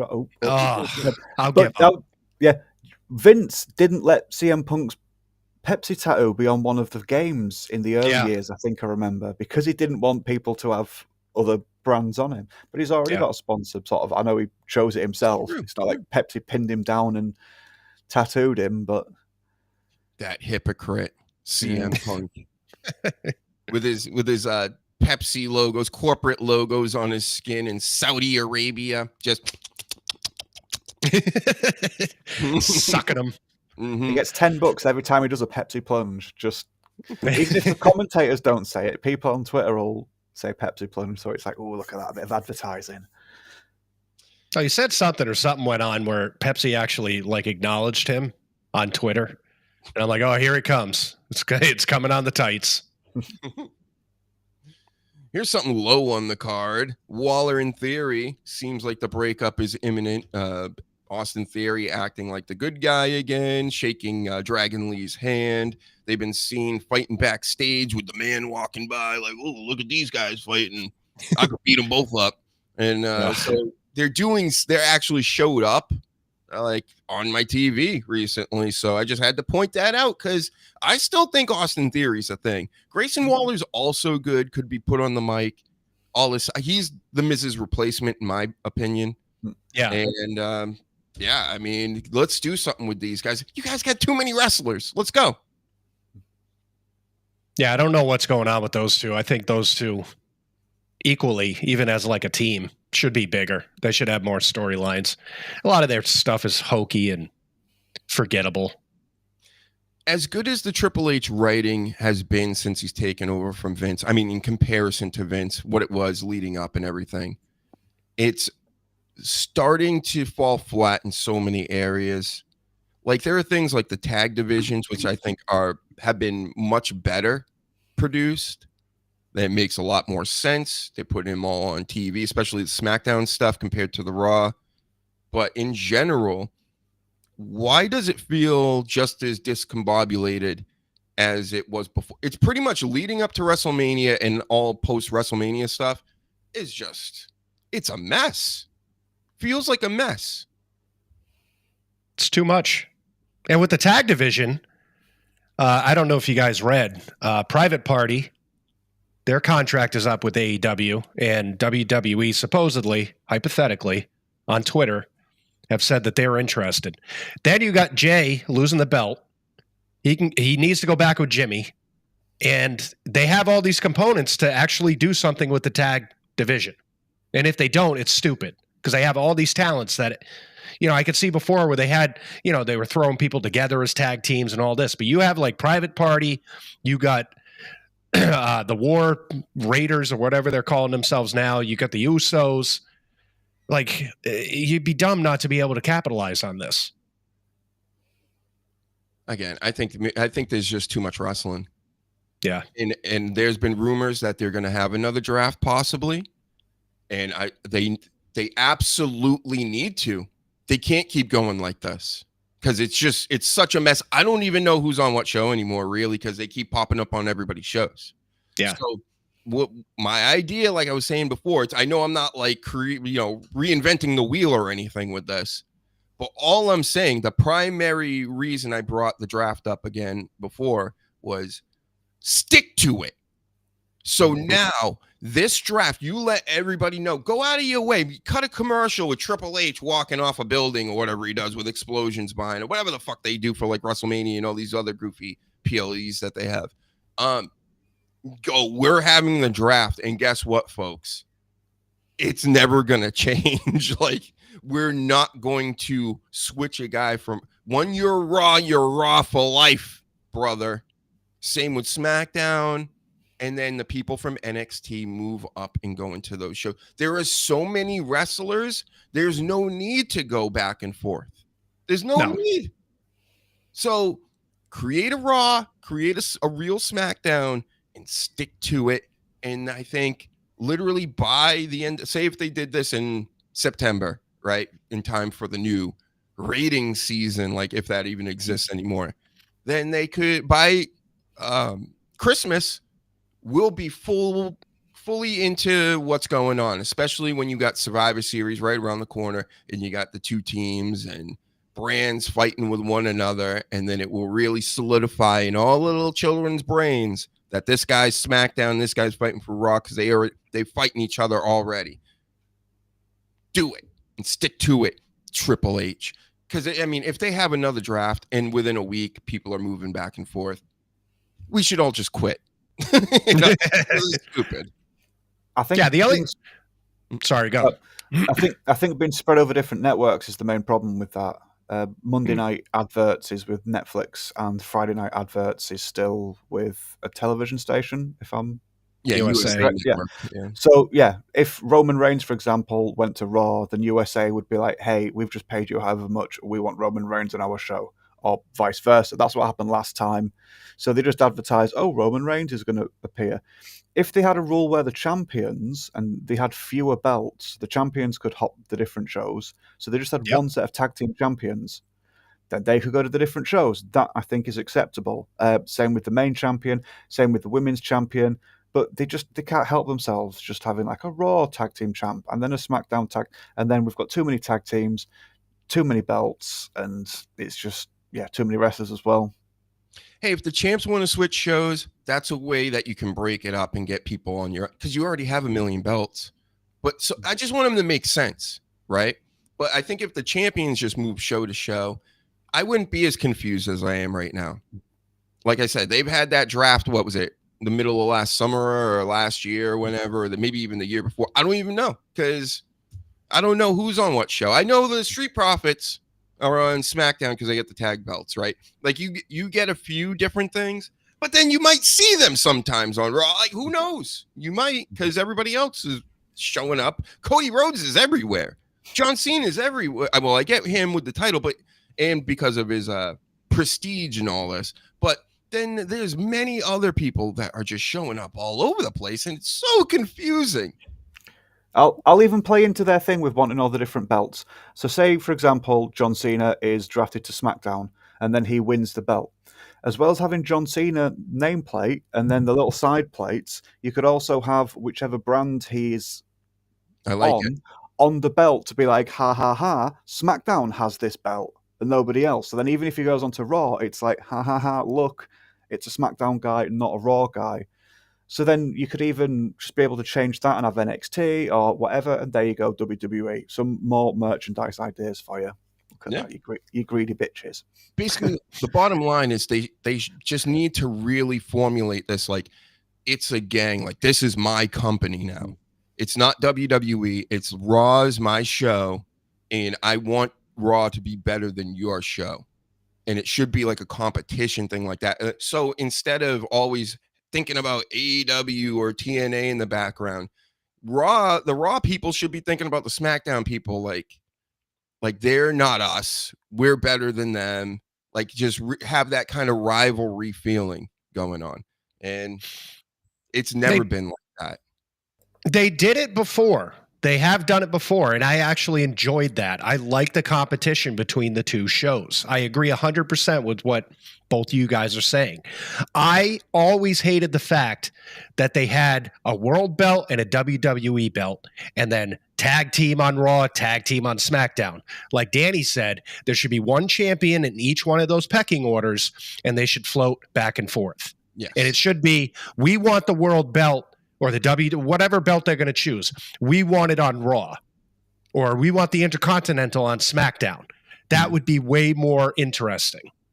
And it's way better than going, oh, we want the world champion on Raw, so let's just do another draft and draft him over to Raw. It's like, no, we don't, just have them. They're out of the draft. Yeah, have them drop it to somebody on Raw. Boom, now the belt's over there.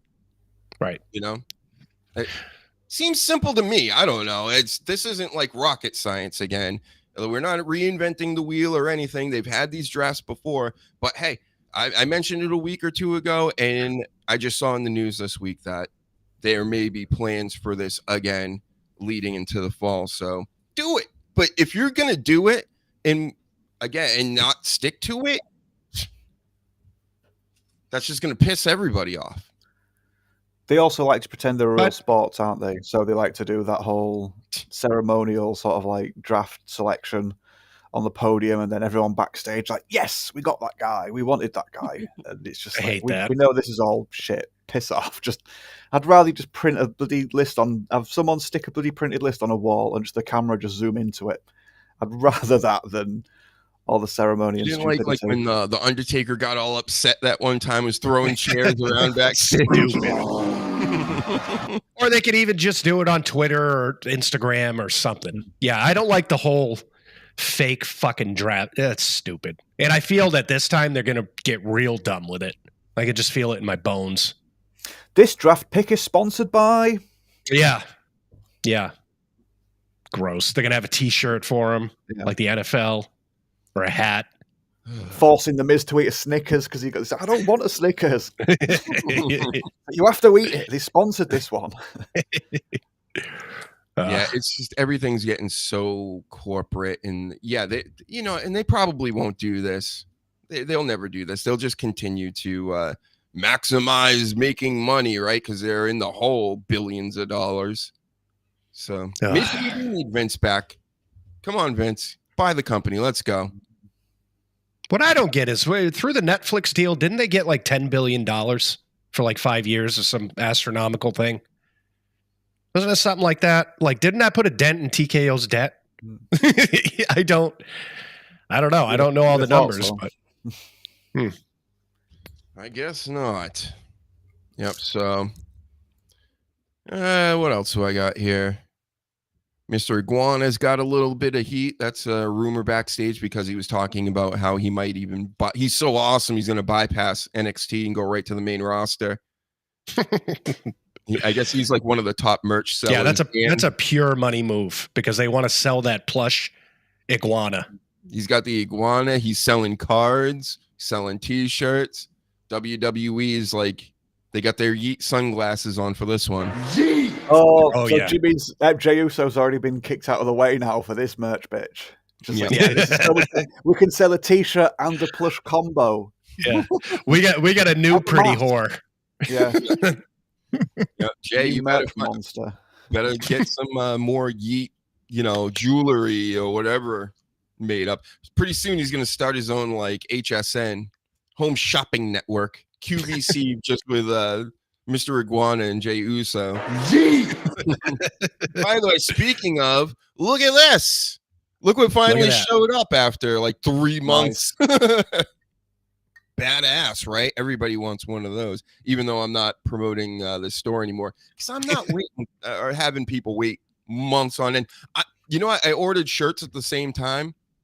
They still haven't sent me an email that the shirts are coming. Great. What was it? Mid-April. So April, May, June. Oh, we're in the middle of June right now. So yeah, this is taking a while. Teespring. I don't know if I like that. How about this for a story? They're bringing back American Gladiators again. Let's go. I love American Gladiators. The last time they did it, they had Hulk Hogan involved. Brother. Remember, it was horrible. Man? Yeah, it didn't last very long. It was bad. They're coming back again with more wrestlers. Did you hear about this? You want to hear? You want to hear who's in it? Yes. Yes, we do. We got Wardlow. Remember Wardlow? Yeah. That's why he's been off TV. Yeah, that's why. He's been training for American Gladiators. That's why. All right. Do they have American Gladiators over in England, don't they? Just Gladiators, but yeah. We just called it Gladiators. I think we had it first. Because you're in England. First. Pretty sure it was I'm not going to get upset. I'm not that bothered if we didn't, but I think we had it first. I'm pretty sure you did. Like we steal. You have to specify yours is American Gladiators. We steal a lot of TV shows and a lot of music from England, like American Idol. Mm-hmm. God, a lot of shows. Like even Traitors, one of my favorite show. I think it started in England. The Office. Yeah, it's another one we stole from you, Mr. Bean. Mr. Bean. Oh, Sanford and Son. Kind of, we did. Sanford and Son. Yeah, we had Steptoe and Son. They obviously put a bit of a twist. Really? I didn't even know that. Yeah, it's based on. I knew that. It's based on Steptoe and Son. Wow. Mm-hmm. Huh? And he had a junkyard in his backyard too. No, but they lived sort of like similar sort of like lives, the equivalent over here. I see. The dad was a miserable. They were both miserable gits, but the dad was just they were awful to each other. Did you ever get an English Married with Children? Telling you, greatest show ever. Might have. It's maybe based on something, but yeah, you do try and make some American versions of things, and some things just do not work. Faulty Towers, Red Dwarf. Did you watch Married with Children over there? Like, was this available to you? Oh yeah. I've not seen them all or anything, but yeah, it was on telly when it was on just telly. the greatest one-liners out of any sitcom ever. That's the whole show. It was just one-liner after one-liner, just hammered them out. And Al Bundy was one of the greatest at it.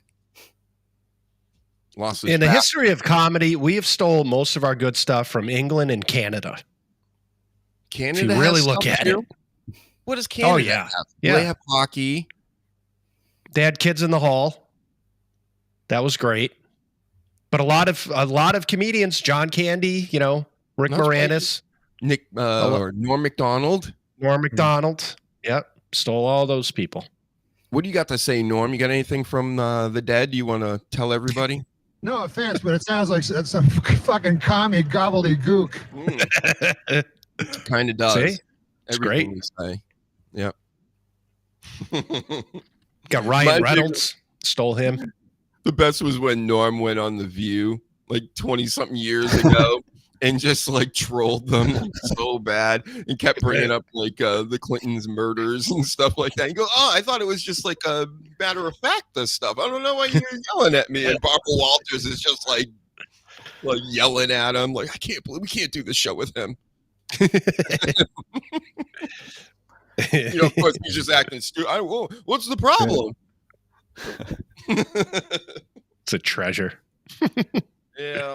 Oh man. So yeah, I'm gonna have to talk to this AI more, find out more news and things like RVD. Like, how the fuck is RVD and Katie Forbes having a baby? Like, that blew my mind when I saw. I'm like, what?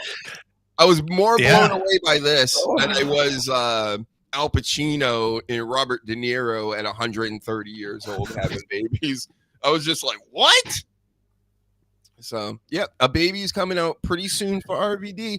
Congratulations, you guys. The baby's going to come out in a singlet and a ponytail.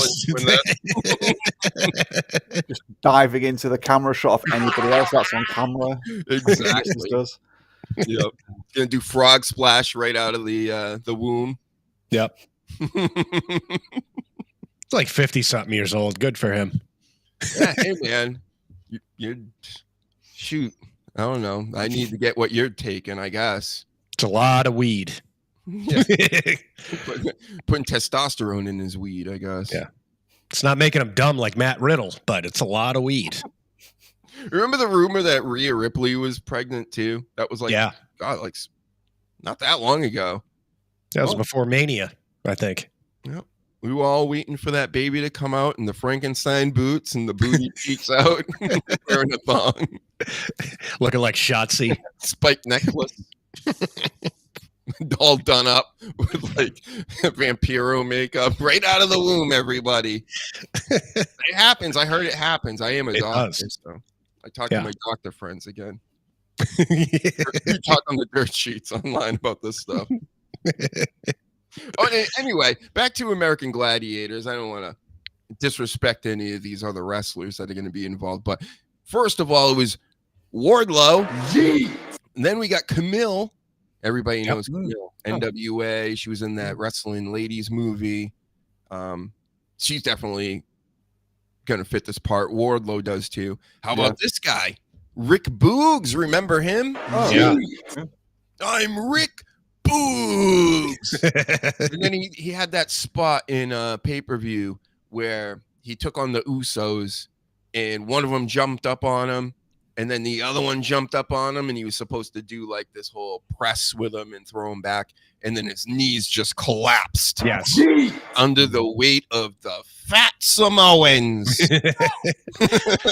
They're very dense. Yeah, they don't look that big on TV, these Usos, but they must be pretty heavy because Rick Boogs, he's built like a shit brick house, and his knees just collapsed right in front of me. They end the match. So, and we've never seen him since. Heavy bones, those Samoans. Blame the Usos for that, right? It's all your fault. YEET. Only try to carry one Uso at a time, everybody. Yeah. And who else? We got a couple more people. Mr. Spectacular, one of my favorites. He was in TNA for a while back in the day, but that's not where he's the best.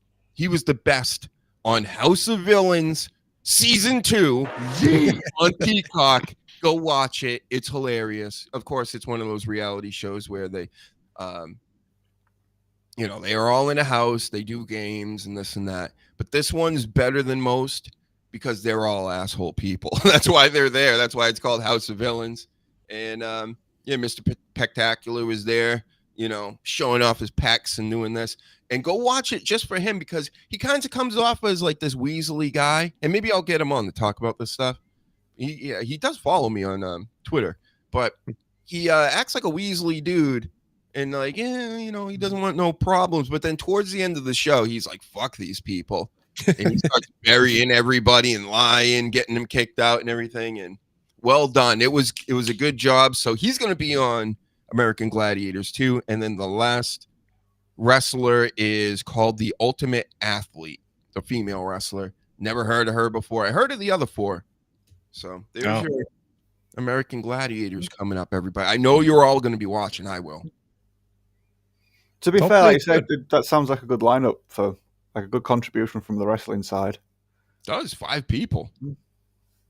Yeah, because in that redo they did with Hogan, like who were any of the famous gladiators? They had like famous people. They had like probably just fitness models from the LA area or something. Yeah. Wasn't he doing it with Muhammad Ali's daughter or something? I think that's what it was. Yeah, I vaguely remember that. Let's not even. We're going to go right to the source of all information. Did Jimmy Snuka do it? Did Jimmy Snuka do it?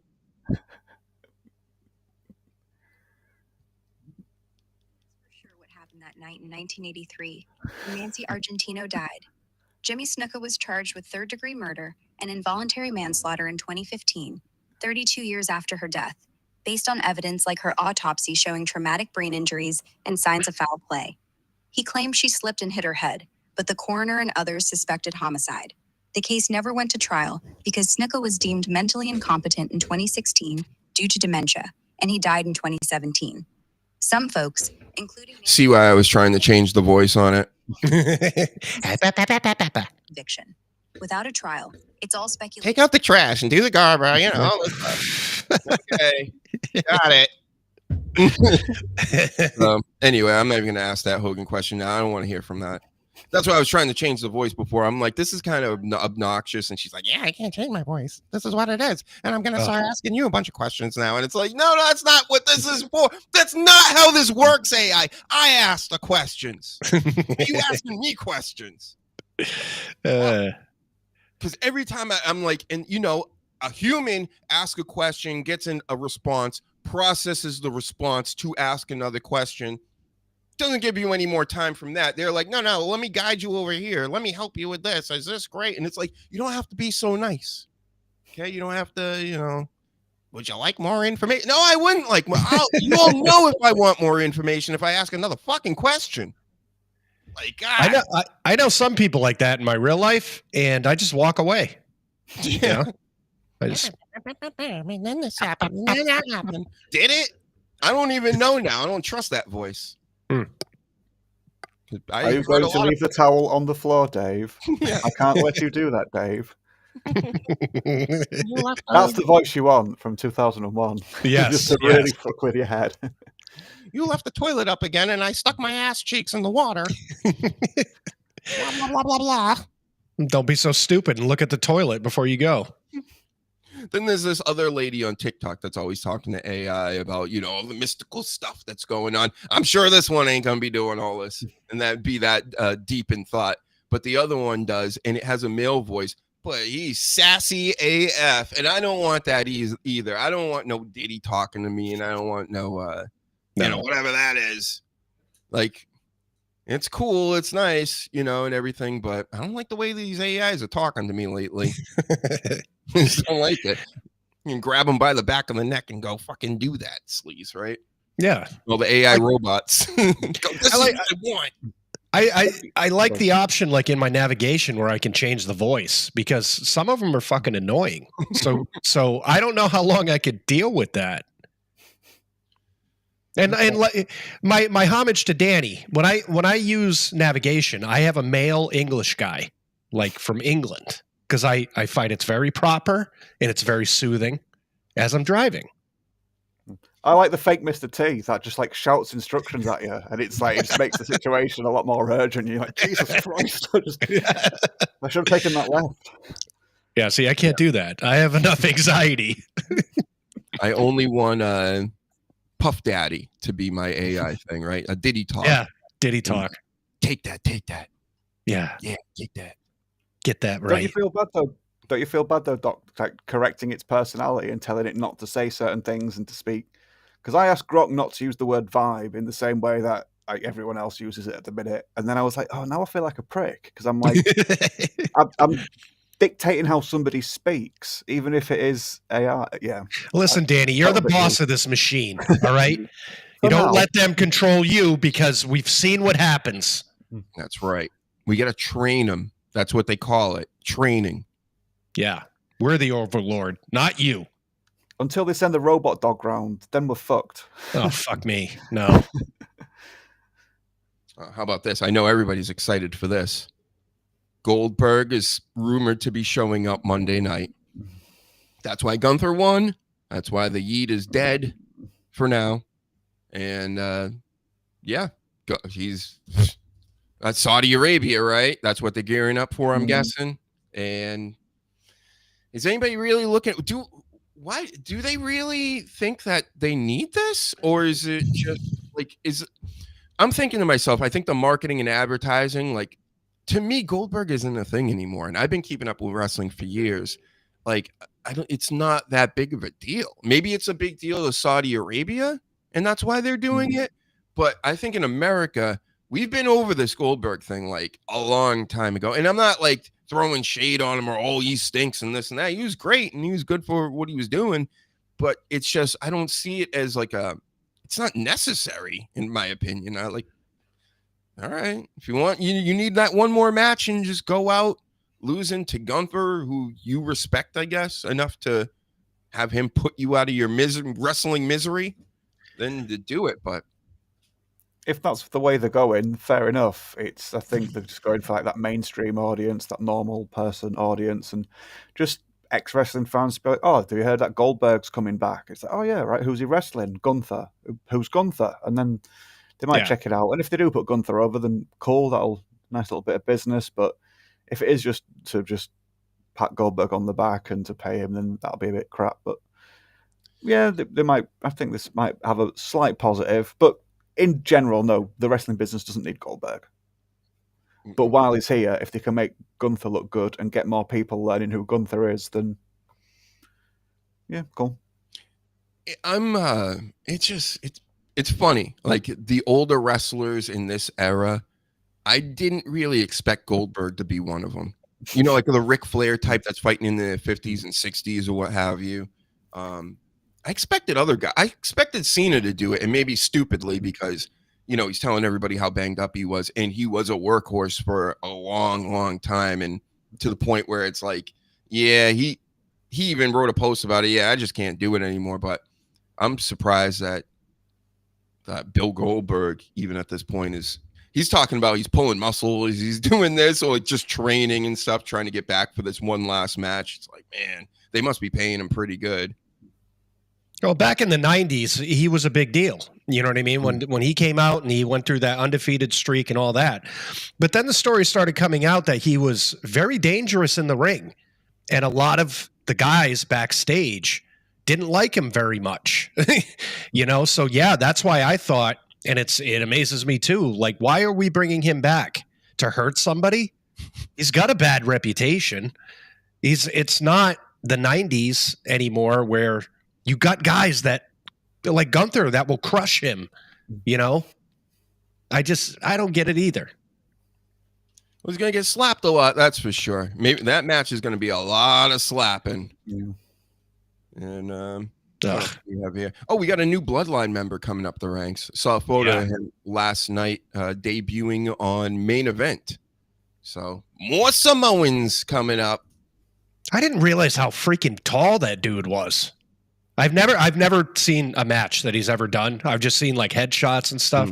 And then they showed the video of him going over the top rope, and I'm like, holy shit, this guy's a giant. Yeah, he's got to be like 6'5", 6'8", something like that. Yeah, he's big. So I can't wait for him. This Meng, he adopted him. So yeah. Cool. So, but he looks Samoan to me. Samoan enough. Big ass Samoan. And then what else we got here? Well, we already talked about Shotzi. Weren't you saying? I remember reading a story that the WWE almost didn't bring her in because she had, her sexy things online or whatever going on. I don't even know a whole lot about it. Do you know anything about that, Sleaze? I don't quote me on any of this, but it wasn't even so much sexy stuff. It was like weird shit, like feet pics and like used underwear, in the vein of that kind of crap. Yeah. Like she's a gross human being. Gross. She's nasty. Ugh. And just all the, like her and the Alana Black and all those that got released and they're talking shit. Just stop it. It's not a good look. Maybe they're bad guys, though. I could see it if they're playing it that way, but they're not. They're like, look at me. I got body shamed. And now I'm going to start an OnlyFans. Come on. I disagree with them, Shotzi and Elena. You can come on the show anytime and yell at the Sleaze. I agree with me because you're disgusting. What?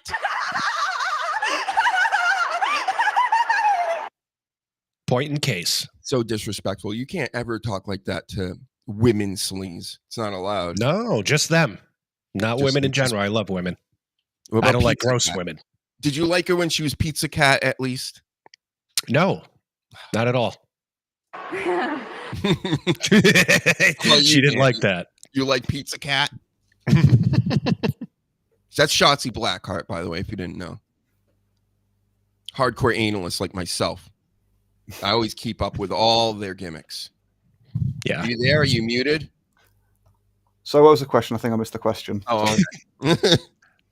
Are you a fan of Shotzi Blackheart? Shitsy wet fart? No. Yeah. Used panties in vending machines like Japan. Wow. They have used panties in vending machines in Japan? Is that Wet a real farts. thing? Wet farts into underwear, and she was selling it. What's wrong with everybody? I'm telling you, people are getting so immoral and so gross. And listen, I like gross stuff. I like immoral stuff sometimes. Okay.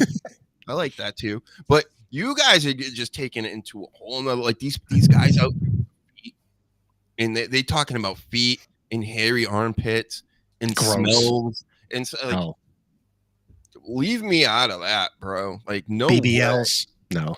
Big fake butts and oh my god. Are you familiar with Bonnie Blue? Yes, of course. Yeah, everybody is at this point. Oh, I didn't know if it had traveled that far. Yeah. No, she travels over here and she blew me, I believe, one time. I think I was at a Raw or something. She just came over and I was like, "Oh, look, I'm Bonnie Blue."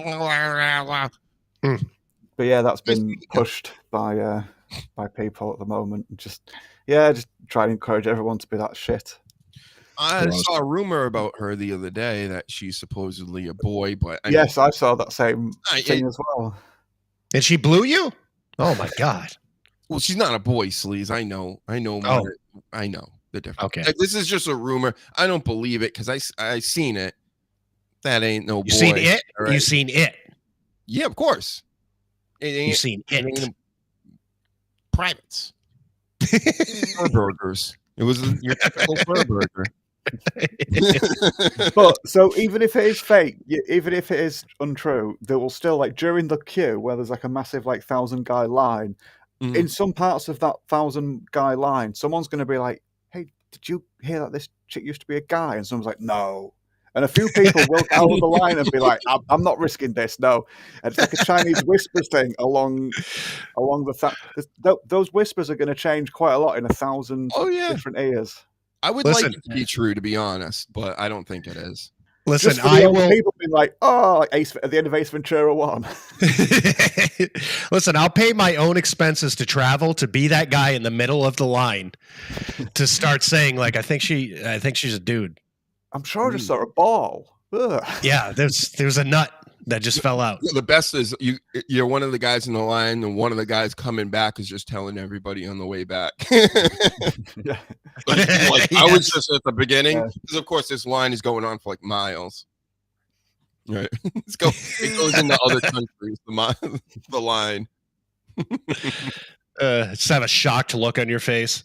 It's a shame. Hey, I'm just saying the world is getting so deviant. Is that the right word? I think deviant is a pretty good word for this, because it's just so over the top. It's like, okay, I don't know, guys. Gross. A lot of it's gross. And I'm all for, seeing butt cheeks and all this stuff, but like Mommy and Jade Cargill and stuff, they're like taking it to the next level. Their bodies are so like they're so big in a way. Like, they're hot, of course, but like they wear such little clothes. Jade's pieces of her outfit were like coming off again last night. I'm like, oh no, not this again. It's like happens all the time. It's like, I don't know. Listen, everybody likes what they like. It's a little much when everybody's posting pornography on my timelines, and I'm like not even looking for that. What happened to the chase? What happened to not knowing all the answers straight away? If all your Christmas presents were like, if you could see through the wrapping paper and actually see what you're getting for Christmas, where would the excitement be? You'd be like, oh yeah, look, I know. When it's just given away, just there, it's like, well, what's my imagination got to do now? Nothing. It just reminds me of my buddy. You know him, Sleaze. I was talking with a buddy of mine one time, and he's like, he's like, I was dating this girl, and yeah, she was hot and blah blah blah, and I ended up going back to her place, and she started taking off her clothes, and all her clothes were like, I guess she had like a bunch of spandex and stuff on underneath, and he's like, when she took it off, it was just like just like falling all over the place.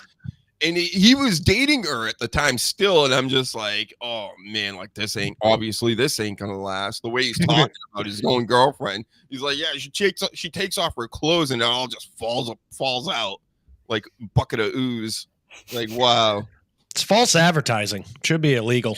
Because I've been through some stuff like that too, where it's like you see one thing, and then you see something else, and that's not what I signed up for. Hey, no problem with these WWE wrestling ladies. You see it all before you get in there. Well, right. The majority, 90%. I mean, very, very There's little. A penis in there. There's a penis in there somewhere. Uh-oh. And where? I don't know. Trying to figure it out. I'm on the case.